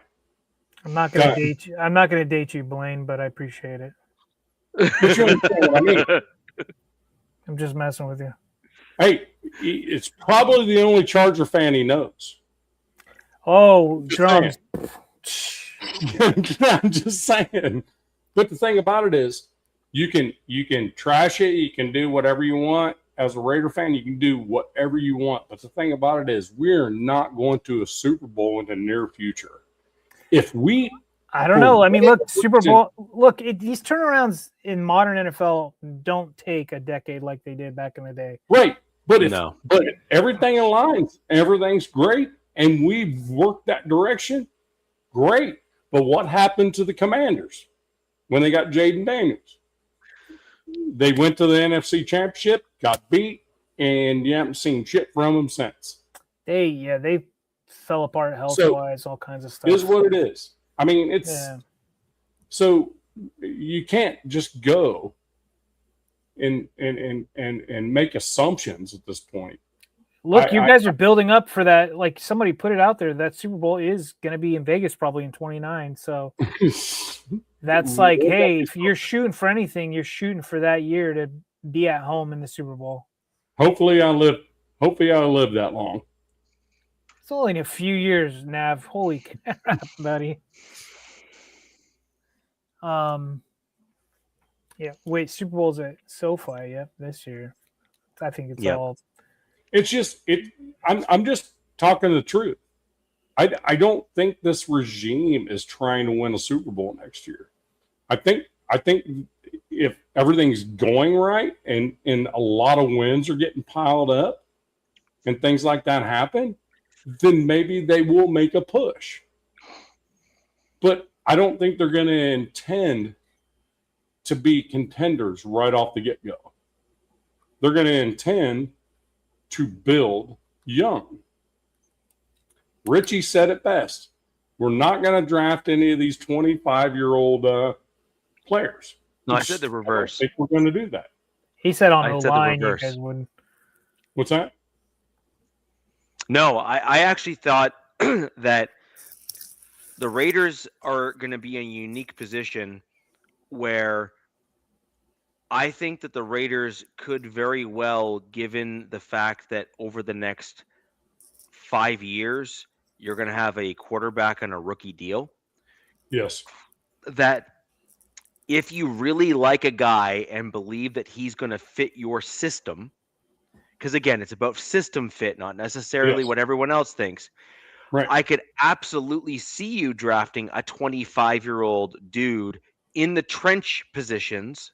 Okay. Yeah. Very clear. Trench Yeah. positions, because those guys, you want dudes that can potentially come in and plug and play.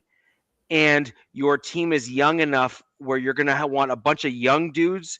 And then sprinkled throughout, you want that like level-headed, like calm down mentality Right. mixed into the locker room. So that's where I was going with your Right. team.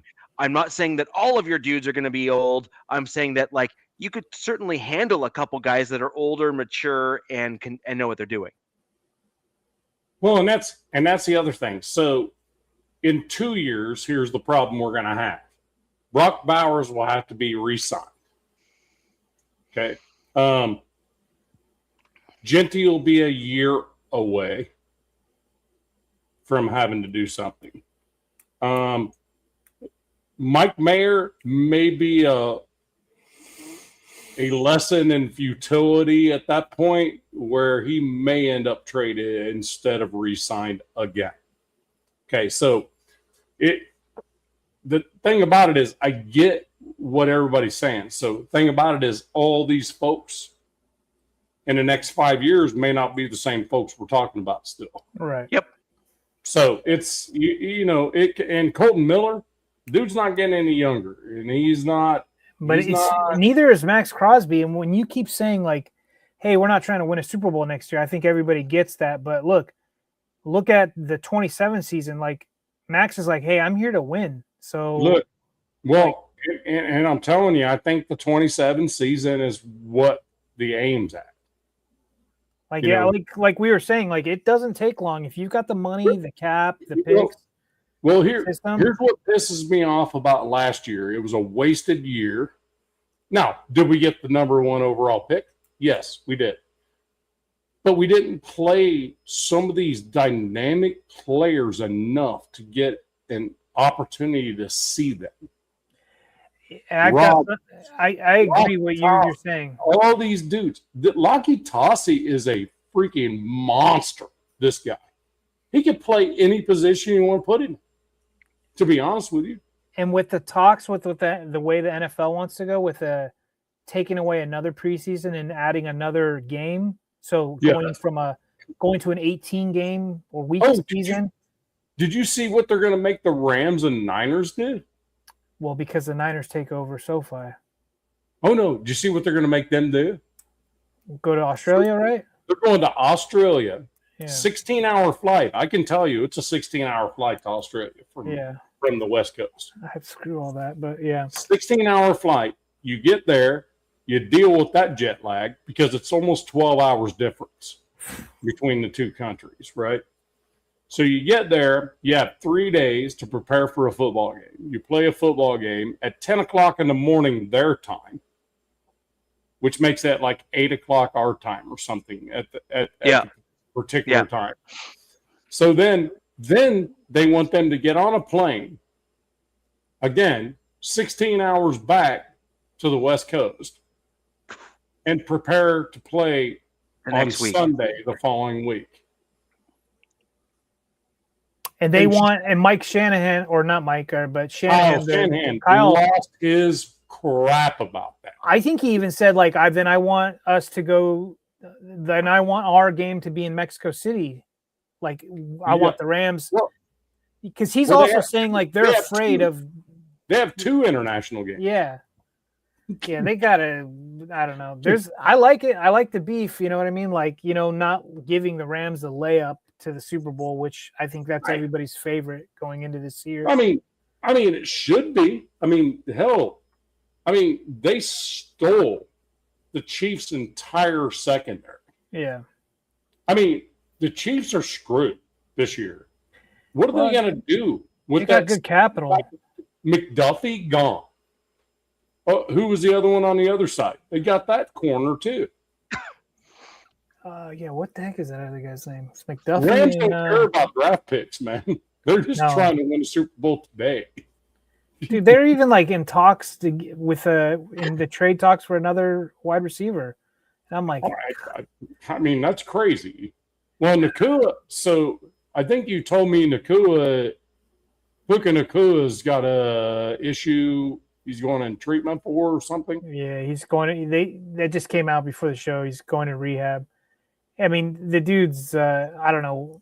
I know nothing. I just have heard him talk, and he's a young kid, and it's a mental rehab thing, though. It isn't like a substance thing or something. Sure, I have no clue. I have no idea. But I mean, he's a great athlete. I'll say that he's a fantastic wide receiver. Dude does not miss a football when it's thrown to him. No, dude's great, man. He's a stud. But yeah. But I mean, the thing about it is the entire NFL is in a really crazy whirlwind with all the international stuff because it changes the dynamic of your next game. Yeah, I'm not a fan of it. They're like even saying that. I think they're changing the definition of short weeks as well. Like if you have a game on is it Thursday or Friday? They're not. If you have a Thursday game, you will not play again till the following Sunday. Or they're saying that it's not a short week or something. I don't know. It's but they didn't say that if you play on Sunday, you won't play on Thursday. So that was my rebuttal on that. I'm like, wait, so if you play on Thursday, they said you will miss the following Sunday and won't play till the next Sunday, but that doesn't mean that you don't play on the following Thursday after that. What I was kind of getting at is, you were talking about like the Raiders. You were like, it was a wasted year. There's a lot of prospects we didn't get to see. And, the time you see these guys mostly is preseason, right? And we all remember, we're old enough to remember it used to be 4 weeks long. They cut it down to 3, which I think 3 is fine, right? Like, makes sense. The old way they used to do it was, the 4th game would be absolutely all backups, right? Like the 3rd game was the starters would play almost like a half or something. Well, now it's like, it's going to get to the point where there's 2 games, and then like, do they even do preseason? It's getting to that way. The NFL just wants the season to be like, they have to do preseason. I mean, at the end of the day, at some point, one of 2 things has to happen, right? Either the NFL is going to go kind of full 2-tier, where they're going to actually support a secondary league, like in its entirety, and have it become a junior league, etc. Or they're going to have to stick to at minimum 2 preseason games. And the other thing, do you know what's going to matter really pretty aggressively? Is those scrimmage games that each teams like to do now in terms of the preseason stuff? I was going to say that. That needs to go away. No, those are going to becoming like, that's going to become so valuable. The valuable piece. The most valuable thing. Yeah. And we didn't have any last year. They got canceled. I think it needs to go away. All of that needs to go away. Okay. Why do you do that? Is my thing. Unless you do that to have an internal without prying eyes outside, getting your guys ready to go for the upcoming season, and you're able to basically get a preseason game without having to play a preseason game, and eliminate media presence at those games for your team. So there's a handful of benefits actually in running those games, and I kind of agree with DZ. I actually think that those are going to be the mystery games that we will know about but not really know about, and you're going to get the buzz surrounding who are you playing in that like secret practice, and that's going to be like the. So I'm pretty sure the Chargers last year, their scrimmage games got canceled somehow. We were dealing with injuries. That was like when Slater went down. Yes. And then we were supposed to have one against like the Saints or the Rams or somebody. And I was like super bummed. Well, it makes sense with the Rams. You're in the same stadium. Right. But we would do it every year when before this regime came in. We always had with the Saints. We'd always do it with the Saints, and then the Cowboys, because the Cowboys also play up the road up in Central Cal or whatever it is. Yeah. I like them because it's more controlled. Look, I guess as a fan, you could be like, I don't know if I like it so much, but I like it from a coaching standpoint because you could be like, hey, we're going to just play 50 yards. That's all this game's going to be. And it's going to be scenarios. It's going to be, and then that's how they run it. And they're going to be like, say the Rams are going to be like, hey, we're going to try to run just this defense. And this team's we're going to run this offense, and let's see what happens. Don't get me wrong. I don't disagree with you guys, but I think there's more value if you take a couple more weeks where it's OTAs and make it mandatory, and you actually have 2 weeks of mandatory practice. That's but the players got rid of that. The players, the NFLPA has gotten soft, and they have taken away everything that benefited them in the long run, in my opinion. I think the off-season work is more important than scrimmages. To be honest with you, I think they're both valuable. You get a better look at it that way. You get a better look at both sides of your offense and defense in preseason work. I just remember, I remember preseason, we would be so hungry for preseason, right? Yes, it's finally here. But then by game 2 or 3 years, all right, this needs to be done. We're over this. You're like, finally, game 4, the starters are actually playing. You know what I mean? That's pretty much what the preseason was. The starters actually played No. Game 3, it was 3 was the starters for the first half. I'm just saying back before that. Game 4, the starters got to come in and maybe had one drive, and they were gone. They put their street clothes on. To me, it makes it preseason makes it worthless. What I would prefer is an extra couple weeks of preseason work, and allow those scrimmages possibly instead of even having the preseason games. Why? It's not a form of revenue for the league. It is, and that's the big part. But I mean, I think there's more value added to that aspect than there is to a preseason game. And then I know that we're kind of running long in the show, but I need to finish off the Broncos quick before we close it out, though. All right, 2 seconds. We're gonna have to bring back in Ref Guru for next week or something. Yeah, I agree. Right. I agree. So,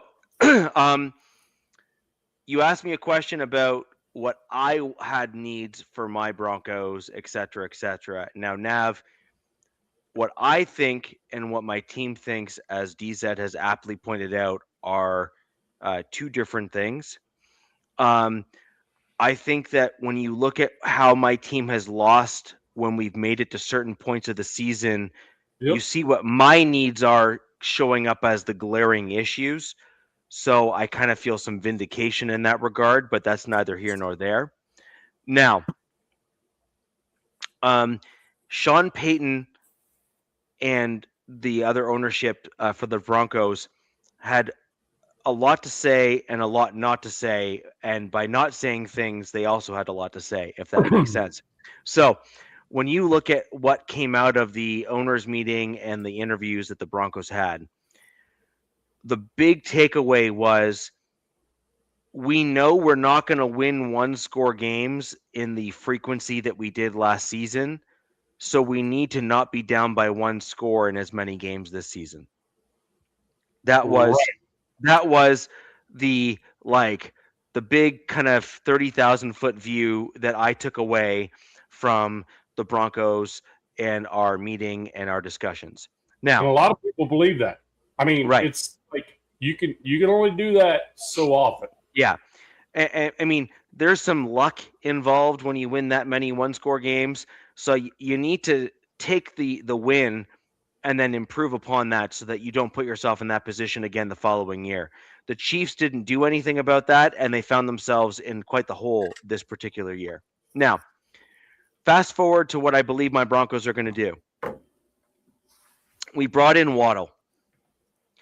Yep. Waddle is a dynamic wide receiver. He's got speed. He's got a very dynamic route tree. But more importantly, he is very precise in how he runs his routes and in the way in which he runs his routes, which is going to allow for a wide receiver that, frankly, the Broncos don't have on their team. And that is a wide receiver with a combination of speed and who is a tactician in how he runs routes. Okay, that's a very important piece on the for the Denver Broncos wide receiver room. Now, the Broncos severely struggled in the running game this year once we lost J.K. Dobbins. So, if I am going to sort out and read between the lines, I believe my Broncos are going to be looking for one of two types of players in the first round in this year's NFL draft. Where are you guys at? 22? Sorry. In the second round, rather, is our first round pick, air quote, because we traded away our first round pick for Waddle. So, got it. So I believe that my Denver Broncos are going to target one of two position groups depending on who's there in the NFL draft this year. I believe that in our second round pick, we're going to pick either on the offensive side of the ball, we're either going to pick a running back or a dark horse wide receiver. Now, I think that the only position that will supersede both of those positional groups in the second round for my team is going to be if like a Caden McDonald slips to where we're at in the second round, and then the Broncos are going to run up that draft pick so quick to the front that we're going to draft someone like that because he's going to be a difference maker in the interior defensive line. Right. And I think that someone like that will basically be our second round pick. Now, assuming that someone like him is not there in the second round when we pick, just assuming, I believe that the Broncos are going to look at Katron Allen out of Penn. Yeah. Mike Washington, if he's there, and Nicholas Singleton, if they're there, in the second round of this year's NFL draft at the running back position between those three players. I just did a mock draft with the Broncos, like a really fast one. Mm-hmm. And Mike Washington went to the Chargers at 55. Makes zero sense to me. Zero sense. So the reason why I have those three guys there is because they all ran good 40s. They all had good 3-cone drills. They all pass pro. They're all at around 6 foot, 6'1", 5'11" in that range, and they can all run the football and catch. Sean Payton's offense requires that you can kind of both pass pro and catch the ball if you actually want to do well in this offense. Yes. And Davis Webb, to be clear, is not going to be making wholesale changes to Sean Payton's offense. It's just not going to happen. Davis Webb is going to add a couple plays that are of his own making into Sean Payton's offense. Davis Webb is really just going to simply call the order of plays in this offense, and that is going to be the difference between Sean Payton and Davis Webb. Now, those are the running backs, and I firmly believe that the running back is probably going to be our target in round 2. However, if the right running back we believe will be there in round 4, or even if we plan to maybe trade back up into round 3 with some packaging of picks or whatever, or if on the off chance we plan to Richie, look at what you're saying is making sense, but I'm like, I'm like just playing around. You got Caleb Banks, Oscar Delp, or Skylar Bell, all right there. That would be your first pick in this draft for the Broncos. Huh. So you got the tight end Oscar from Georgia, who a lot of people really like, who think he's going to be a better in the NFL. Caleb Banks, like that's Caden McDonald, but could be freaky. And then you have Skylar Bell, UConn wide receiver. I think his 40, real quick. Still UConn, though.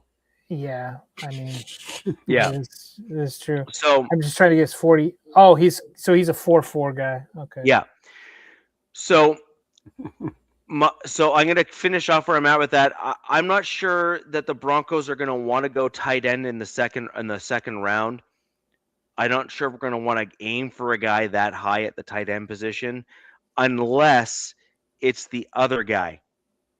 So I got you guys Caleb Banks, and then with your next pick, it's Katron Allen, the running back from Penn State. Look, I would not be upset if that's the order in which we get them. So Katron Allen is actually one of my favorite running backs in this draft. For my Denver Broncos, he's one of my favorites because I think he's got a great mix. On this draft that I'm doing. That's pretty freaking dude. So either way, those are some guys. But I have another dark horse that could come up for my Broncos now. Whether or not that's at the second round pick or something else, KC Concepcion, if you want to go all French on me. Come on, there you go. You got it. Yeah. So I could actually say it properly because I'm Canadian. Blaine, I am Canadian, so I'm probably like your fifth favorite Broncos fan now, and that's fair enough. But it is what it is.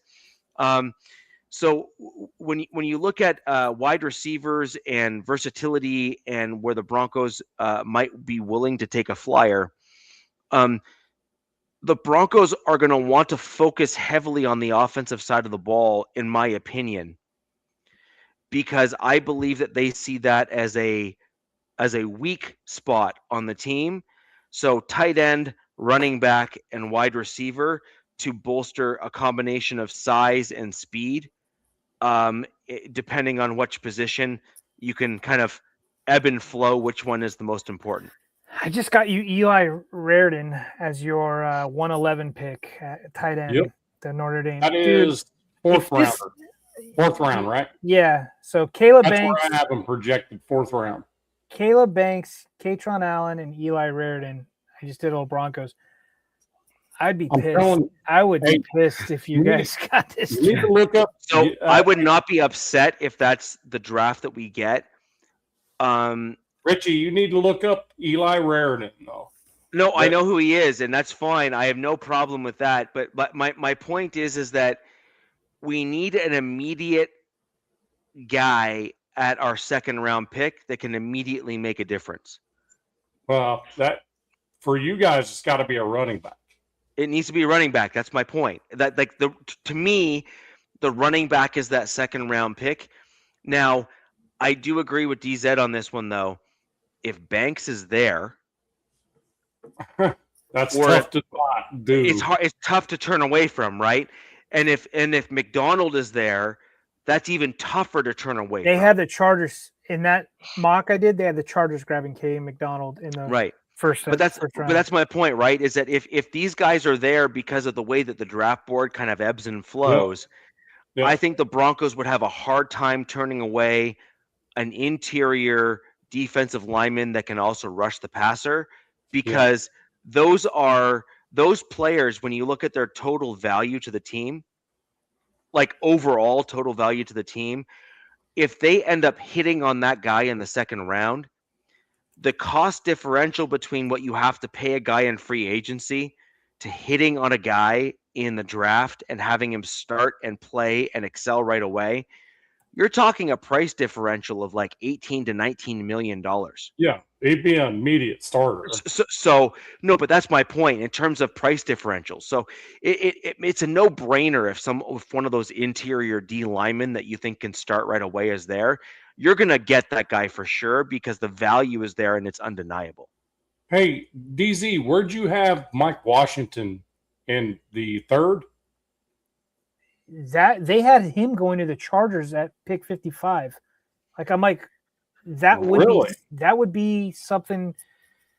That would be a Harbaugh thing, which would piss me off because that means, that they're not having even though they re-signed Vidal and then they brought over Keaton Mitchell, and then they have Omarion Hampton, and then you're bringing in another guy. I'm like, I don't know, man. This is Mike Washington's a freaking beast, though. I'm sure he is. I'm like, dude, we have other things that we need to address. But I'm doing a fun mock. Smith. It's a Smith. Yeah, I'm doing have that flashy name. I'm doing a quick mock while you guys are talking for the Raiders, and your guys' second pick, Caden McDonald is right there, and I'm like, why would you pass him up?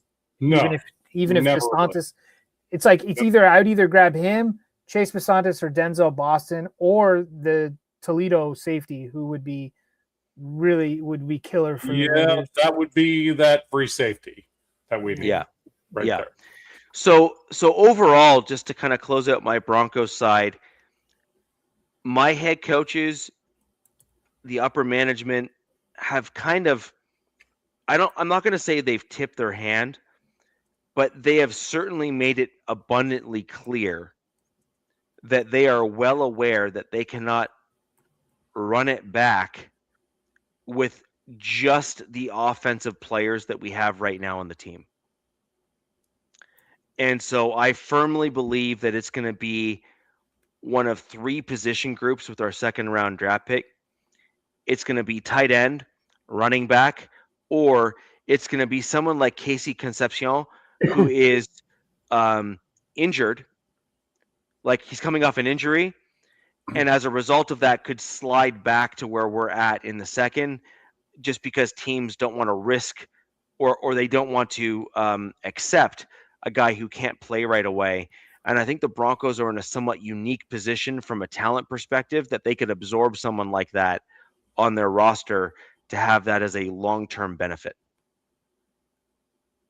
So that's where I'm at. That's where I'm at with the overall draft. So I think for my Denver Broncos, I think that in the second round we are going to go after a running back, number one. Only exception to that as the number one is if like top tier interior defensive lineman is there, and then that inverts. IDL then becomes the number one. And then a flyer at wide receiver or a top tier wide receiver would then also fit into the second round pick for my Denver Broncos as well. Ooh. And a tight end would be another thing. Is that confirmed, Biggie? Yes, that's his thing. He's an up-tempo guy. Yeah.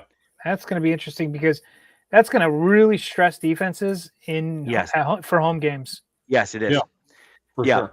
100%. And then sorry, just one other quick thing here. The Broncos are uniquely positioned a little bit this year in the fact that Riley Moss,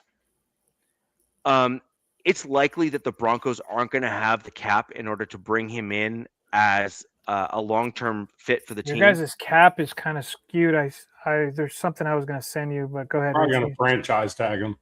Well, we may well do something like that, but the problem is that I don't think we're going to have the cap in order to keep him long-term, because I believe that our goal ultimately is to try to bring in McMillan as the long-term option. We're going to want McMillan to sign to a long-term deal to solidify the nickel cornerback, which is then going to have us use Jade Barron as the replacement outside corner to replace Riley Moss, which would then potentially open us up for a draft day trade for Riley Moss for, say, this is my prediction, just for what it's worth. I'm going to say a third-round draft pick to backfill the third-round draft pick we gave up to get Waddle. And my prediction is we're going to swap for another team's 5th or 6th, and we're going to swap one of our 7ths.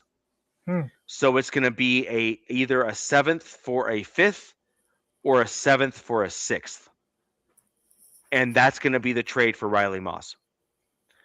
So we get 2 picks, and then they get Moss. So we get their 3rd, and we get a pick swap as a secondary pick for our team, and then the other team gets Riley Moss. And that's what I predict for the team.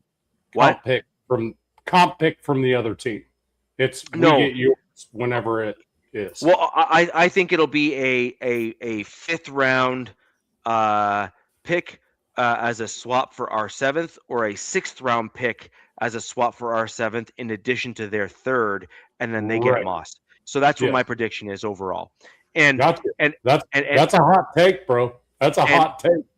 well, because I just don't see us having the cap rather, to pay another I sent you corner. something on X, by the way, about your Yeah, money, your future money. yeah. I just don't think we're going to have the cap in order to maintain Moss on the roster, especially given the fact that it's in our interest to extend Bo Nix sooner rather than later. Yeah. So I could see the Broncos, and I could see my Chargers trying to offload QJ somehow and try to get some stuff like that. So that's kind of where I'm at with it, and I think that Moss is the perfect guy to offload in the draft. So like, imagine this, right? You're a team and you need a corner, and all the other guys are off the board, and you got a dude that's right now ranked within the top 5 to top 10 in the NFL right now today as a starter, that you only need to give up a 3rd round draft pick for. You're going to say, can I do that today and every day thereafter, please? That works for me. Right? But then you're yes, going to have to please. restructure him, right? So the team's Well, going to no, need to they're have a not. little bit. They're not. He's on his They're rookie going to. contract. He's on his rookie deal right now. Okay. And this is the last year of his rookie deal. So they can even just trade the 3rd round draft pick and say, if he works out for us, great. So I could see him going to a team that is close to being a contender. Yeah. And needs a corner. And that would be a perfect trade piece where we would say, well, you're a contender, you're going to be likely competing with us as well. So we're going to need that 5th round pick swap as well as the 3rd, and you can take Moss in a 7th. How's that? And I could see them doing it too. Like there's a handful of teams that you could totally see making that trade for sure. Yeah, it's going to be interesting to see how things move around. Like, here's an example. I don't know what the Rams are like right now, but the Rams had a problem with their secondary. I would argue that Riley Moss, when you look at his actual statistics, was better in large part than some of the guys that the Chiefs had on their secondary that the Rams traded for. I could also point to some other teams in the NFL who are close but not quite there. They could easily say, well, here, what about Washington? The Commanders. They made a bunch of moves this offseason to try to get themselves in position where they can capitalize on a rookie deal. Why wouldn't they be a perfect potential option for Riley Moss to go to? There's a lot of teams. Yeah, but my point is, he's basically going to be traded for a 3rd and maybe a little extra. So, like, the Commanders make perfect sense for someone like that. I'm just using that as an example. And so I could see something like that taking place, is my point.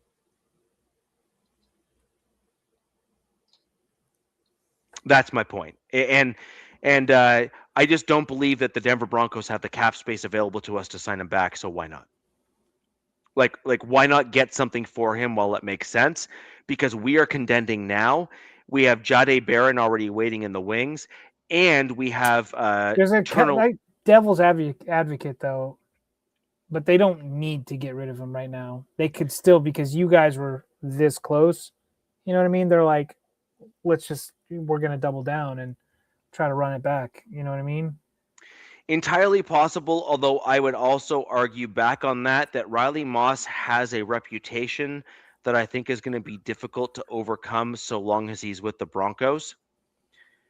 And because he was picked on so thoroughly because Pat Surtain is on the other side of the field, I think the Broncos are better suited to trade him for what they can, better bolster and get better players on the team to like fill out the offensive side of the roster so that we're not wholly and solely reliant on the defense, and allow the depth on the roster to raise their level of play so that we can continue the tradition that the Broncos secondary has had over the last 3 to 5 years of being arguably one of, if not the league's best just generally speaking. Secondary, yeah. Yeah, exactly. And so, Defenses too. yeah, exactly. So I think we have Turner Yell, we have Jade Barron, we have Pat Surtain, we have Jaquan McMillan. So we have 4 guys right there in the cornerback secondary room that are poised and ready to go right now today.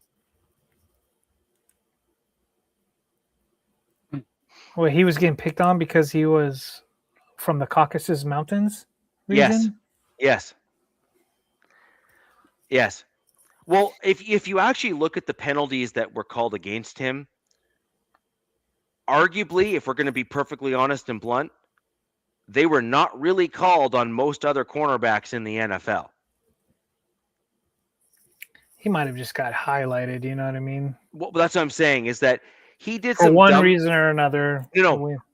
See, Biggie, the one thing that I think is missing, though, and this is an important piece of the puzzle here, Riley Moss did some really stupid things when he was a rookie. And I mean objectively stupid things as a rookie. And I think that gained him or garnered him a reputation with the Denver Broncos, which then had him overly scrutinized every year thereafter. And if you think that's bad, just wait. If the NFL doesn't figure this out with the refs, it's going to be way worse. Dude, yes, I do not want to think about that. We're talking about a 4% difference in opinion on their race. For crying out loud, just give them the 4%.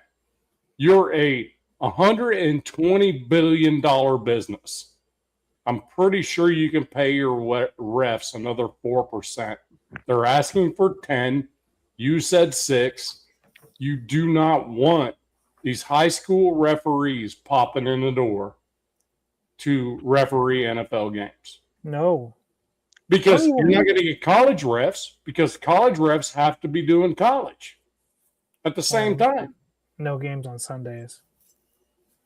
Yeah, but I mean, they're not going to be able to. You see what I'm saying? It's like the NCAA has their referees. All the way from like D2 to the MAC. Yeah, it's all covered. It's going to be ugly, man. Yeah.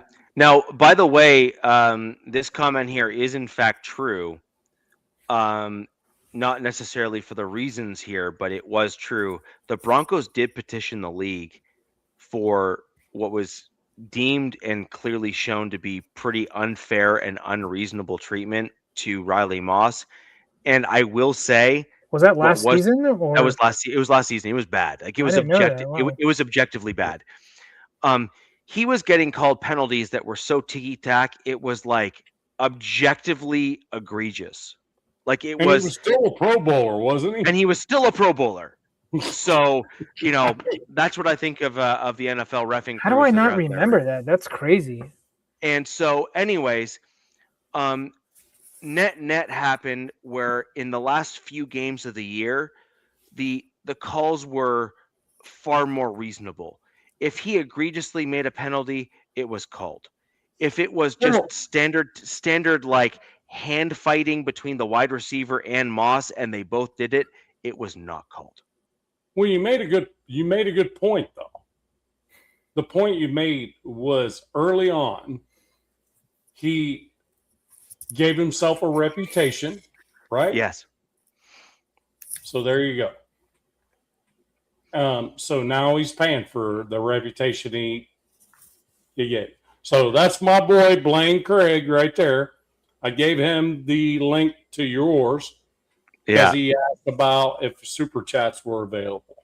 On my channel, they are, yes. Yes. Yeah. So there you go. Yeah, and Blaine, I still can't make it past rung 3 on the ladder, regardless of whether or not it's a Bronco or Canadian. So no grudges or anything, my man. But I got to work on the rankings somehow. Hey, Blaine, let me tell you something. Blaine Craig is one of the real ones. A true NFL fan. He is not a hater, ever. Not a fact.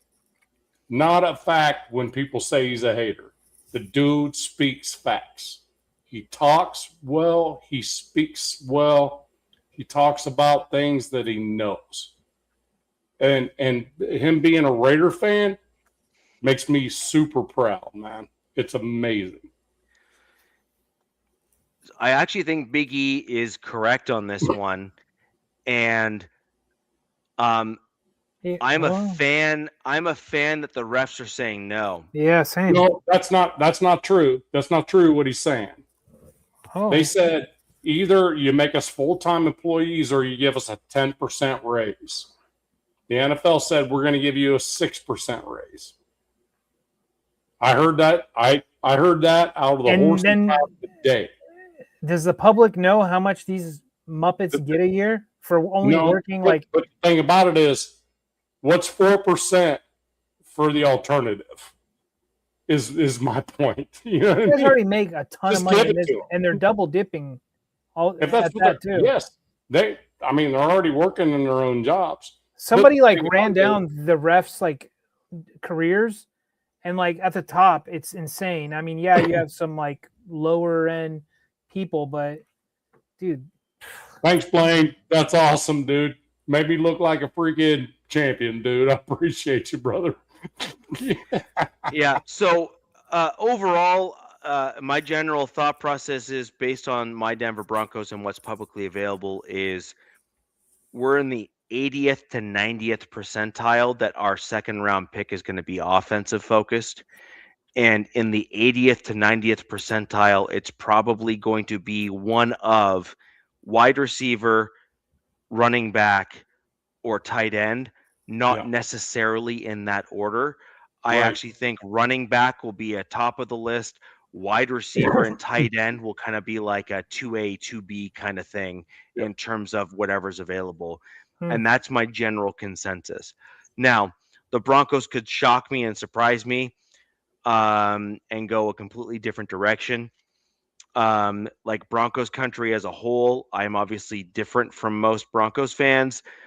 I'm big into trench play, so my preference would actually be in our second round draft pick to go interior defensive line to a interior rushing defensive lineman, and then trade away Moss on the defensive side of the ball and go running back in the third. That would be my personal preference.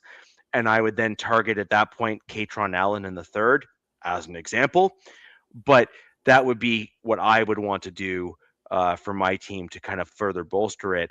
I don't think Broncos are going to do that. I think we're going to largely stick with what we got. So, hey, Richie, if you don't mind, can I address what Big E's saying? Look, I'm not saying that wasn't on the table. What I'm saying is what was asked for and what the NFL was offering them back was not what they asked for. I don't know if they want to be full-time employees, but I'm telling you what, full-time employees in the referee world is not good because here's what will happen. A full-time employee, I think we actually had a show with the ref, and I was all about full-time employee reps. Until hearing why. And this was, no kidding, an NFL referee we had on the show with us. And he said, if you do that, the NFL can clamp them to what calls they have to make and what teams they have to prefer and things like that. Look, that's the short part of it. This is why the refs wouldn't want to do that. They're only, from what I understand, I'm not telling you you're wrong. All I'm telling you is that the referees ask for 10% more because they work their normal jobs in the offseason. And when they take that time off, they're not making the money they made in their normal jobs, right? So they're looking to make a little bit more money, 10% more. From what I understand, they were offered 6% more. So they're holding out for 10%. That's what I understand. And all the places that I'm looking at doesn't mean I know. I'm just saying the thing about it is the three of us right here had a show, where we had an NFL referee on there that said, they do not want that. You do not want that. And to be honest with you, I thought for sure I did until ref came on. Yeah. Like, okay, well, that's different. Okay, now I understand. Because now that you're a full-time employee with the NFL, okay, the NFL, Roger Goodell, or whoever's in charge of the referees can say, look, we're going to be a little bit more relaxed on the holding calls this week. Yeah. Yeah. Don't call that. You know, that type of stuff. I'm like, damn, I didn't even think about that. So it's important to point out why the refs wouldn't want to. You know? I always just think in the back of my head that the NFL is not registered as a sport; it's registered as an entertainment. Entertainment. Yeah.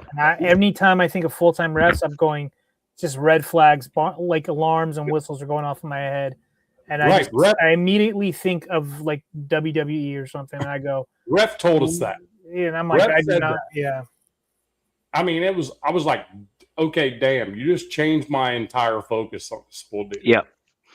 So yeah. And like as an example, like the NHL and all these other leagues are registered as like sports, so they're trying to stay as close to the pure sport as possible, and they advertise that that's what their aim is. But the NFL hasn't actually pretended that they're trying to stay to like the pure sport of football. They have actually registered themselves as an entertainment organization, and I think that's why we're seeing deviations actually to try to become more offensive focused and less defensive focused, because they're wanting the whiz bang, they're wanting the the flash and whatnot. And Al Davis would love it. Al Davis would love the whole idea. Exactly, and I think that's fair. But I think the problem is that the defensive players on the field are not having it, and they're just elevating their play to make the offensive players not look as good, which is a credit to the quality of athletes that are out there. But at the net, the rules are 100% in favor of the offense and detrimental to the defense, including, by the way, the NFL's fine structure, which is absolutely a dog's breakfast when it comes to how they're negatively impacting defensive players at the NFL level. Yeah. However, we digress slightly, and we're moving away from the draft discussion we've been having. Overall, I've kind of given my general opinion on the Denver Broncos, and I think that we're going to largely see an offensive-heavy draft based on the comments that have been made by the senior management team on my Denver Broncos. DZ has given his opinion on the Chargers, and Nav his opinion on the Raiders. And that'll do it for the show as we round out here for the Wild Wild West on this Wednesday, April the 1st. Always a pleasure, fellas. Yeah, always Wednesday, April the 1st, which is going to be, I think we're going to have some really interesting times coming up in the NFL, and it's going to say a lot about the mental mindset of our various teams. Hold on. Mendoza was in a car accident. Yeah, I'm not falling for that BS. I knew something was happening because I was like, when Richie said the date, I was like, somebody's going to come up with something real quick. Yeah, I'm sure he was. A little late in the day for nonsense like that, Nav. But anyways, next week we're gonna be getting into some other stuff. I think we are gonna see if we can't maybe get some of the ref information here on the show to kind of balance out what's going on. I'm gonna try to reach out to a couple of our contacts that we all know to get some additional information if it's possible. That would be lovely, in my opinion. I think it's very targeted and pointed, as it were, in terms of the news that's coming out. And then, of course, we're going to be yet another week closer to the NFL draft at that point as well, where we're going to have some interesting pieces from pro days, certainly more so than we have today. But ladies and gentlemen, That'll do it for the show today. Where next week, where the West Side is the best side, we're going to see you then. Peace. Fast lane when I pass in the street, bag of money in the passenger seat. Tempo's been asking for me on the road from the west to the east. Way up, I might never come down, cause the coast racking up the flame out. So high, I might never come down, so what, this is my lifestyle.